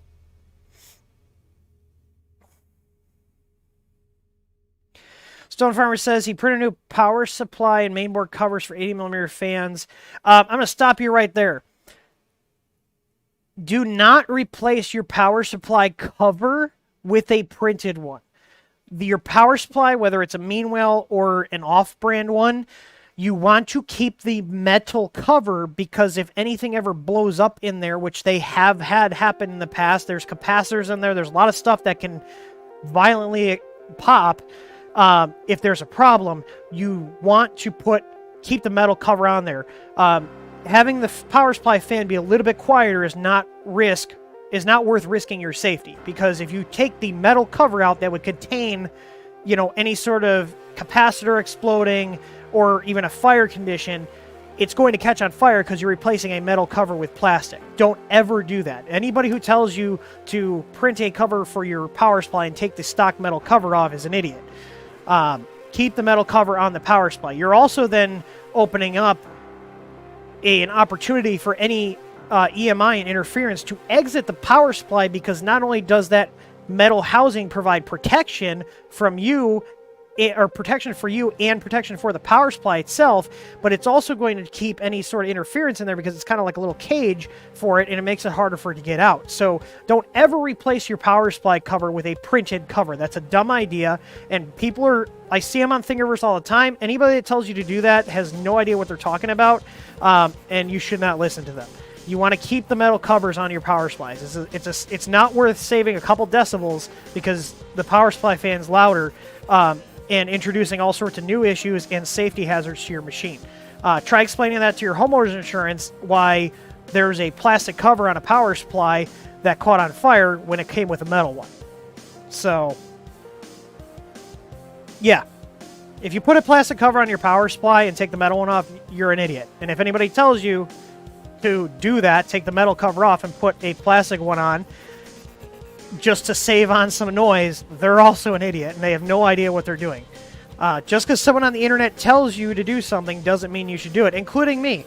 If I tell you, if I'm giving you guys, you know, my opinion, everything I say on here is my opinion. You know, you can take it or leave it, but I try to give out common sense recommendations, stuff that isn't going to put you or your machine at risk. So I'm just really tired of seeing it. It's kind of a sore spot, and I've had to tell people in our Discord server that were, you know, posting pictures of it and telling them, no, take that off, or don't be posting it in there, because I'm not going to have people posting pictures of that in our server thinking it's okay. So, oh dear God. Don't wrap it in foil. All right. We got enough here to get an idea of how this is going to print. I really want to see, because these streams, how we do the printers on here is we'll do the builds, we'll go through and we'll take a look at anything, and unless a machine has some catastrophic issue, we don't usually do a follow-up on it. So if the rule of thumb is, if you don't see another video on a machine from us after we've done the initial unboxing and test print, that means that we've not had issues with it. Yeah. So let's go ahead and stop this and take a look at it. You know, and also if you're curious about how a printer that we've been reviewing is performing, we have the Ask Tim streams twice a week. Feel free to ask us, like, hey, how's the Ender 5 Plus doing, or how's the Ender 6 doing? Be more than happy to let you know, especially if we still have the machine. So let's go ahead and let this cool down. This looks decent. We're not under extruded. I know they gave us a scraper. The question is, where did I set it?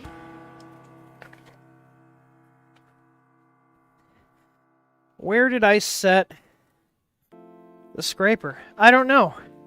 I don't know where I put the scraper, but that'll work. All right, let's take a look. So you can see there I was a little close on the first layer, but it's extruded pretty well. Might be hard for you guys to see, so I'm just going to look at it close. The layers look very even. No under extrusion. So yeah, I'm excited because I'm gonna do some work on this machine and probably throw this in the print farm. But you can see, so this is the first layer on top of the infill. Second layer looks pretty decent. Looks like it's at a 0.2 layer height. So yeah, not bad. What I would expect. All right. Now this is for the fun part, and my favorite part of doing the machines is let's see what makes it tick. So let's go ahead and unload the filament off of here. This is actually a pretty cool color. I don't even know where we got this from. There's like 2 or 3 rolls of it. I don't know if like we bought it for a project and we never did anything. Ooh, ooh, ooh. Ooh, this Z motor is really hot. Fuck.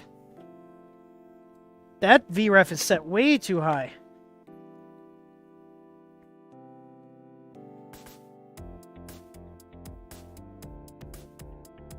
Let me see if I can get a better reading here if I get closer.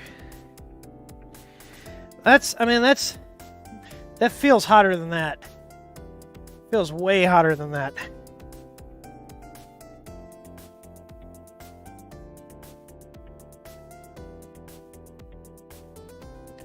It says 51. Ugh. It does have a caution hot sticker on there, but that's... Ooh, the Y... Why is it 52? What's our X at?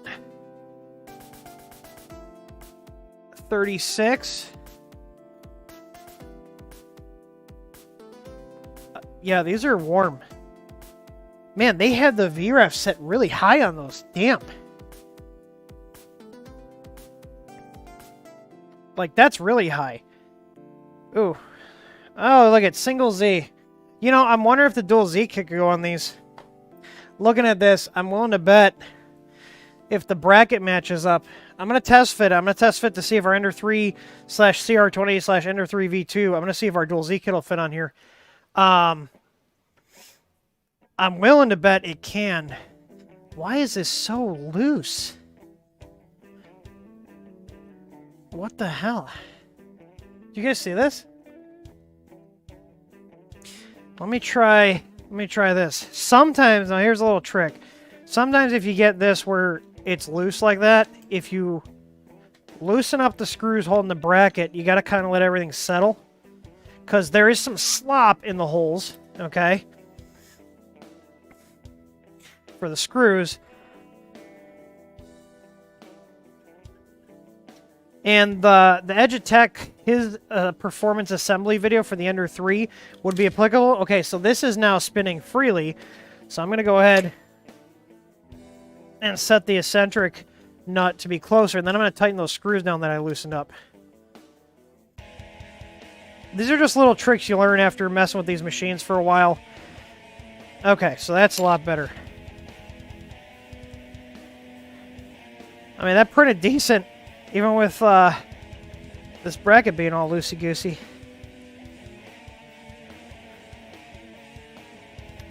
Oh, look at that. See how nice and sturdy that is now? And I'm going to do the same over here. Don't do them both at the same time. But you can do them one at a time. This is going to kind of let I felt this shift. So... it's going to let everything kind of settle out and go where it naturally wants to go so it's not like fighting against itself.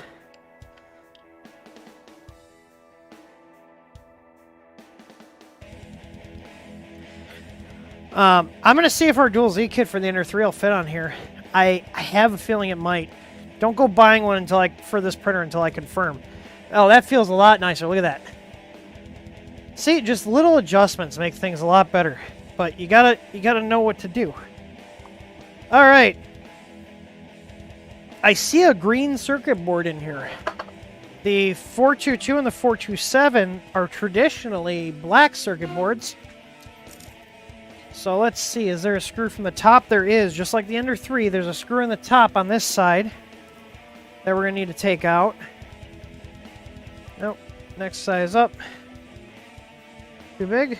Too big. Where's the... No, I think I had the right one the first time. Yep. Alright, so I'm going to take the screw out of the top here. It's the one that's right by the Y extrusion.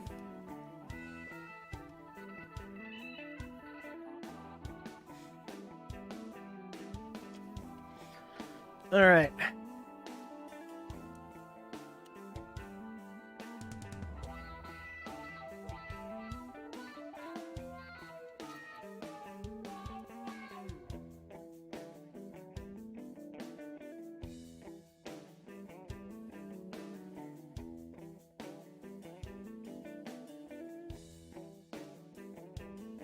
Let's see what board we got in here.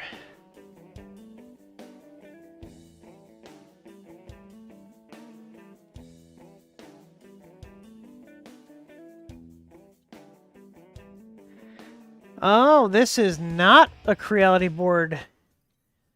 This is a Aquila board. Interesting. Man, that Z motor is still warm. All right, so let me take this off here. This looks like it's 2208. What? This is using a knockoff processor. Look at this. This is the first time. So Creality uses genuine STM32 processors on theirs. This has got someone I've never heard of this. So that's a GD32F103. Okay, so Creality uses the STM32F103 RCT6. This is a STM32 knockoff. I wonder if this uses the same firmware as the Crealities, but this is a knockoff of an STM32.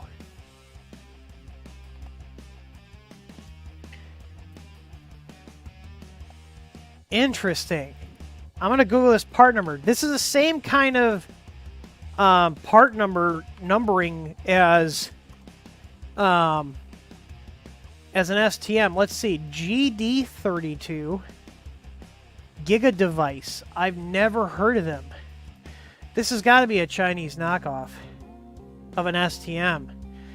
The GD32F103, it's a 32-bit Cortex M3, up to 108 megahertz. I'm just looking at the I've never heard of this company, GD Giga Device.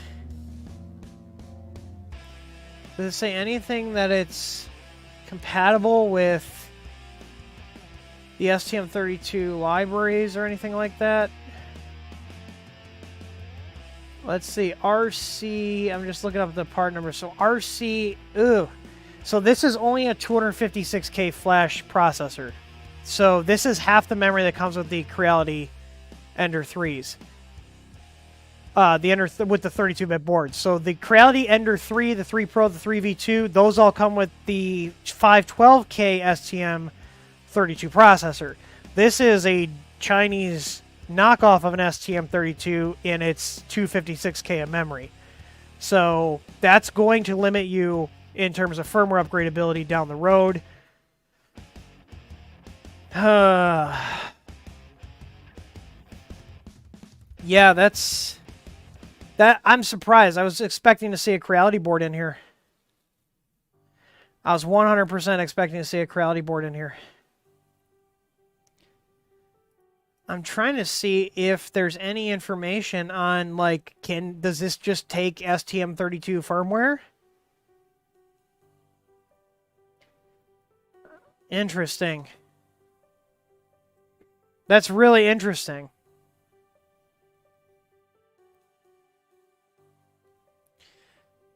So, but if we look at the board here, it is their own branded board. Nothing remarkable. It looks like it's the same Creality form factor. It looks like we might have like a filament sensor header right here. Here's like what it would be. This looks like kind of like the Creality BL Touch header right here. Yeah, Giga Device. We got a 3.3 volt regulator. This is a knockoff. That's a knockoff regulator. That typeface is not what those normally look like. There's our little 5 volt regulator down there. Man, they put heat sinks on the MOSFET, so that's good. We got a fuse here. What is it, 15? Yeah, it's a 15 amp fuse. All right, let's check for tin wires. I'm going to see if it'll take STM32 firmware. I will do that later because I got a million other things to do, but let's see. Do we have tinned wires? I'm willing to bet we have tinned wires. The main ones you want to check are the bed and the hot ends. So let's see. Oh, they're tinned. They're tinned. The wires are tinned. Okay, so even though this printer is very Creality-esque, this is not a Creality board. Now, it looks like the bolt hole pattern for this is a Creality bolt hole pattern. Is it? It looks like it. Sure does. Let's see. We've got... It's our easy board for reference. Oh, it's slightly different. So these top two ones here. Let's see here. So these top two look like they'll line up. And the SD slot and the USB ports line up. But this one right here is different. So it's close. But yeah, yet another board version. Yeah, the one up here doesn't line up either. So, yeah. Max CJ is saying GD32 chips are pin compatible with STM32. So the question is the code. I mean, it's an ARM chip, so it's a good chance that it probably is compatible. How do we get into the power supply? I'm assuming the bed wires are tinned here. Here's the bed.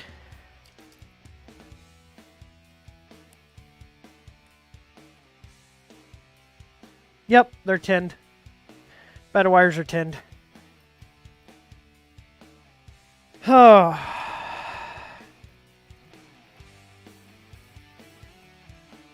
How do we get to the PSU?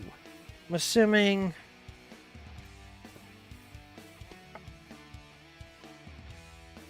This is this one cover, and that's it. It looks like we take the top 4 screws off, and then this one down here in the corner, and the power supply will come out.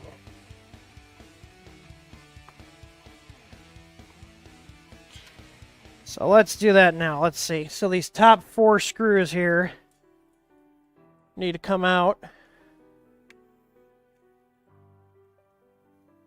So 1, 2, 3, 4, and then there's one here, and it looks like the power supply should come out then once I remove those.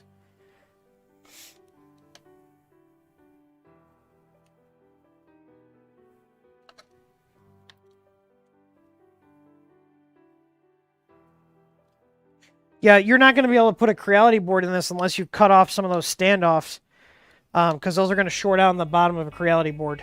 So that's unfortunate. My hopes are slightly dampened after seeing that board. I'm kind of conflicted. I'm going to have to spend more time with this machine offline and see if that board can actually take firmware.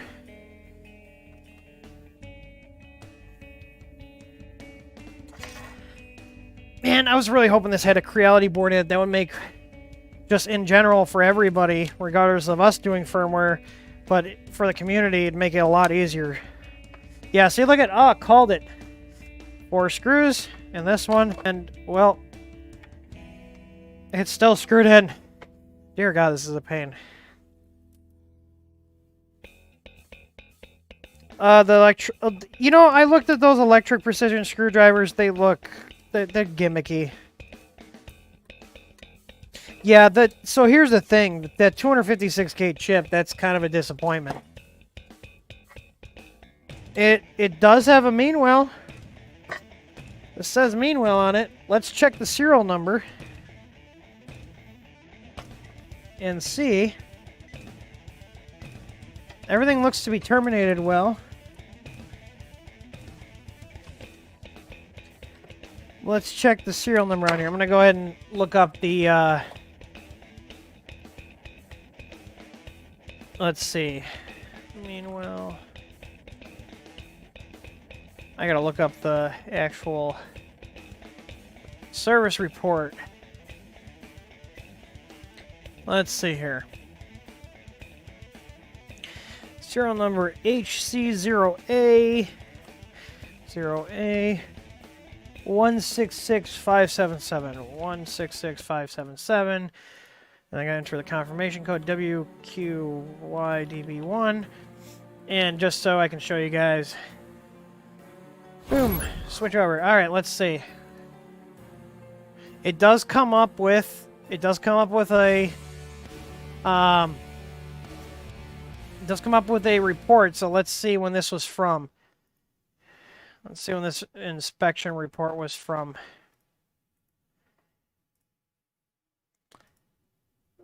It's for an LRS 350-24, and the test date was 2020-10/31. So this does look to be a legit meanwhile in here. I'm very conflicted though. All right. let's put the board thoughts on hold for now. All in all, the build quality seems pretty good on this, especially for the price. Especially for the price. Why are my transitions not working? Oh, there we go. That was weird. Build quality seems really, really good for the price. Meanwhile, power supply, that's a good... That's a thumbs up in my book. I'm never going to complain about having a Meanwhile power supply stock. The only thing that concerns me about the board is longevity and how much you're going to actually be able to do with it. Let's say we can run Marlin on it. The STM32 compiles, the STM32 compile sizes are larger than something like for the LPCs. So, like on Big Tree Tech's boards, on their what's the ones, the SKR E3 minis, those have a 256K chip, and you sometimes have to make concessions with what features you can turn on in Marlin. Now, you can still do a lot with these 256K chips on the 32-bit boards. They're just not as efficient right now in terms of being able to have a smaller compile size. Now, I know the Marlin team is working on getting the compile size down for the STM32 chips, but I would like to see a 512K chip, especially since they're using a knockoff of an STM32 processor. How much more is it really going to cost them to go to a 512K variant? And according to the data sheet for this processor series from the company that makes it, they do have a 512K variant available. So...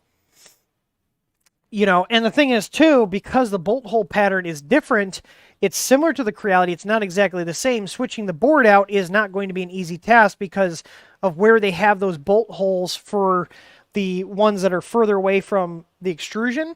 You can't just put a Creality board in, or an Easy board, or a Big Tree Tech board, or an MKS board that would normally bolt up into a Creality printer because it's going to short on the back of the board. You would have to physically remove those and then cap them off, at least grind them down and shorten them, and then put something over it to prevent it from hitting the back of the board and shorting it out. So, not a terribly involved modification, but not a drop-in. Yeah, I'm gonna have to see if this board will even take a Marlin build. Now, in theory, if it's the same pinout as like a Creality board, I'm assuming that this is running Marlin. It looks like it's running Marlin. Let's plug it into the computer and see if it's running Marlin, and then I'm gonna reach out to the company and see if they'll give me the source code if it is running Marlin. We'll go down that rabbit hole. Whenever I need a micro USB cable, I can never find one. Here's a USB-C. You always find the cables that you're not, that are not the ones you actually need whenever you're looking for them. Oh, wait. I got one. It's right here. All right. Let's see. Let's go ahead and plug this in.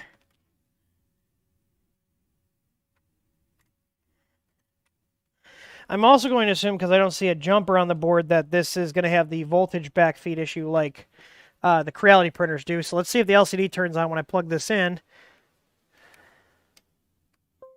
It does. It turns on when I plug it in. Let's see if we're getting voltage fed back into the power supply. I'm going to bet we are. I'm willing to bet we are going to have voltage being fed back. It is powering the board, so let's put this in DC mode. Let's read the power supply terminals on the DC side, and that will tell us... Oh yeah, it's backfeeding. So you can see there, I've got the USB hooked up. Let me unplug it. And then the capsule discharge. Yep. So if I plug it back in, you see the voltage go back up in a sec here. There it goes. Yeah, so this does backfeed power. The Creality boards do this. The Big Tree Tech boards do this.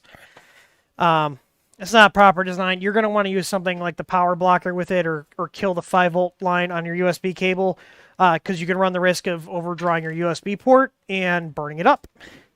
Come on. Maybe I should just go over to China and just go take over one of these companies and be like, listen, we're gonna do this. I'm gonna show you how to do this correctly. Let's see.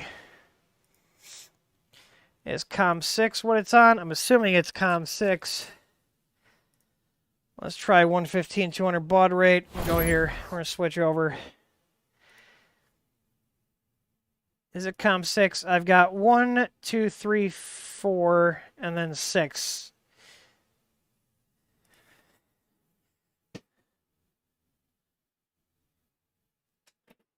Let's see which one disappears when I unplug the USB. Yeah, it's 6.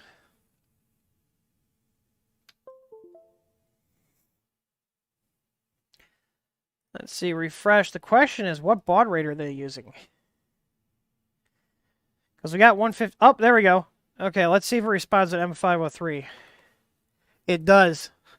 Oh, yeah, this is running Marlin. You can tell. So this is running Marlin. Do they have EEPROM enabled? M502. There's no EEPROM support.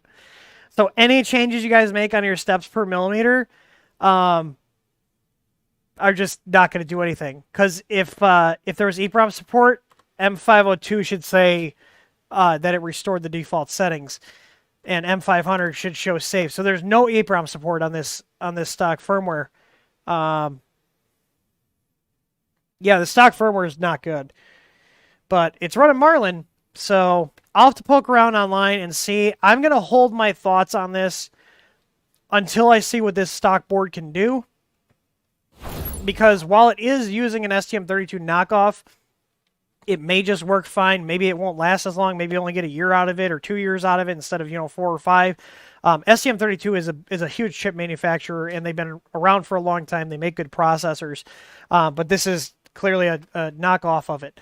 So, but the thing is, if we can't flash Marlin on it and we can't update it to get more features, that makes the stock board way limited.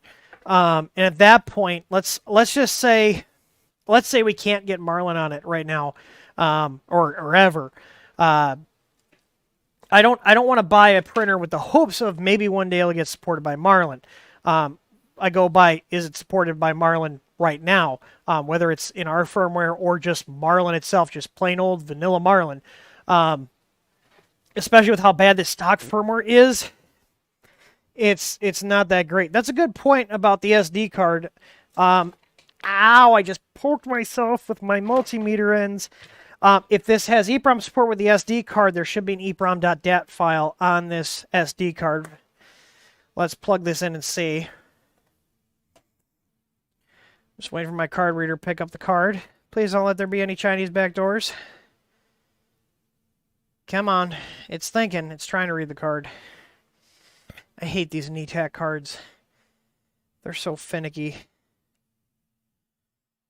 All right, let's see. There's no EEPROM.dat file. So here's the thing. If this had EEPROM support, even emulated with an SD card file, it would be on the SD card. It is not. So, yep.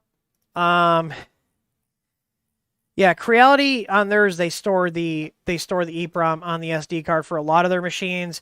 If you update any of the Creality printers or any of the printers that we support with our firmware, we do EEPROM on the actual processor, whether it's emulating it in program memory or taking advantage of an onboard EEPROM chip.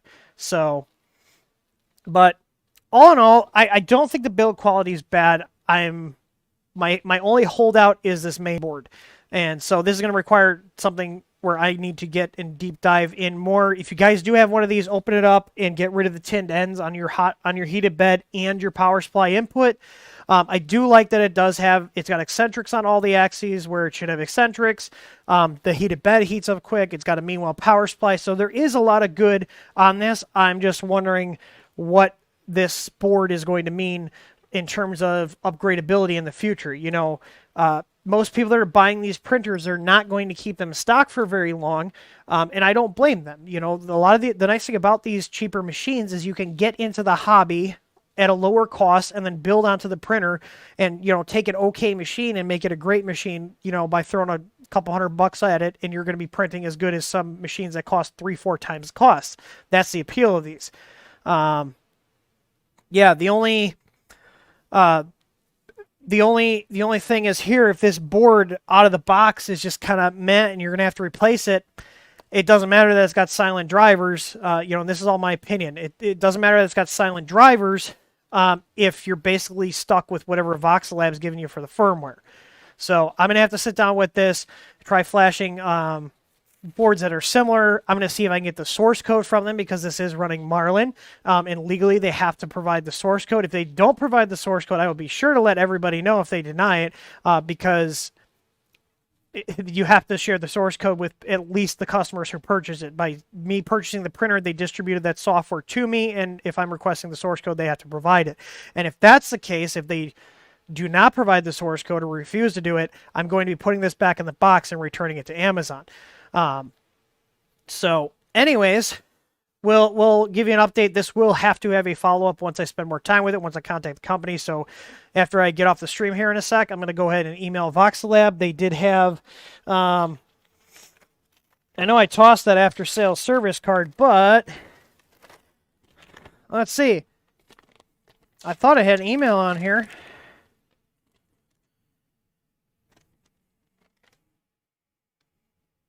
I saw an email somewhere. Wait, is it on here? Yes, after sales at Voxelab 3DP. It says they're 24x7, or sorry, 7x24. So I'm going to email them and ask them for the source code if I can't find it on their website. So I'm going to check their website first, see if I can find the source code. If I can't, then I'm going to email them, and I will give you guys all a follow-up. So happy Friday to everybody. I hope you guys have a great weekend. I appreciate everybody that stopped by. Thanks again to all of our members here on the YouTube channel. I will see you guys on the next stream.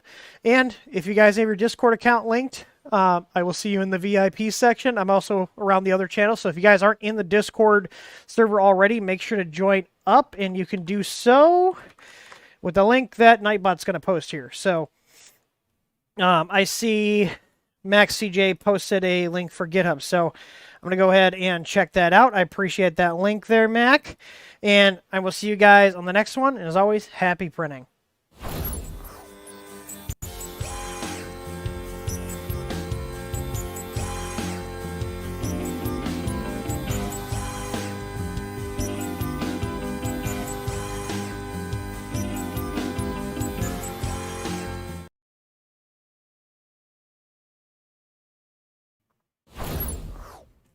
I'm back because it's time for a treat. I forgot about the treats.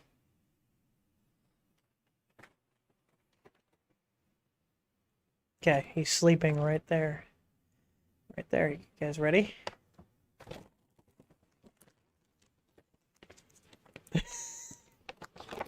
You fat ass. Do you want this? Do you want this? Can we touch? Touch.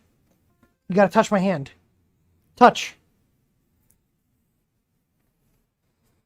Touch. Good boy. Here you go. There you go. You guys happy? He's got his treat. I'll see you guys later.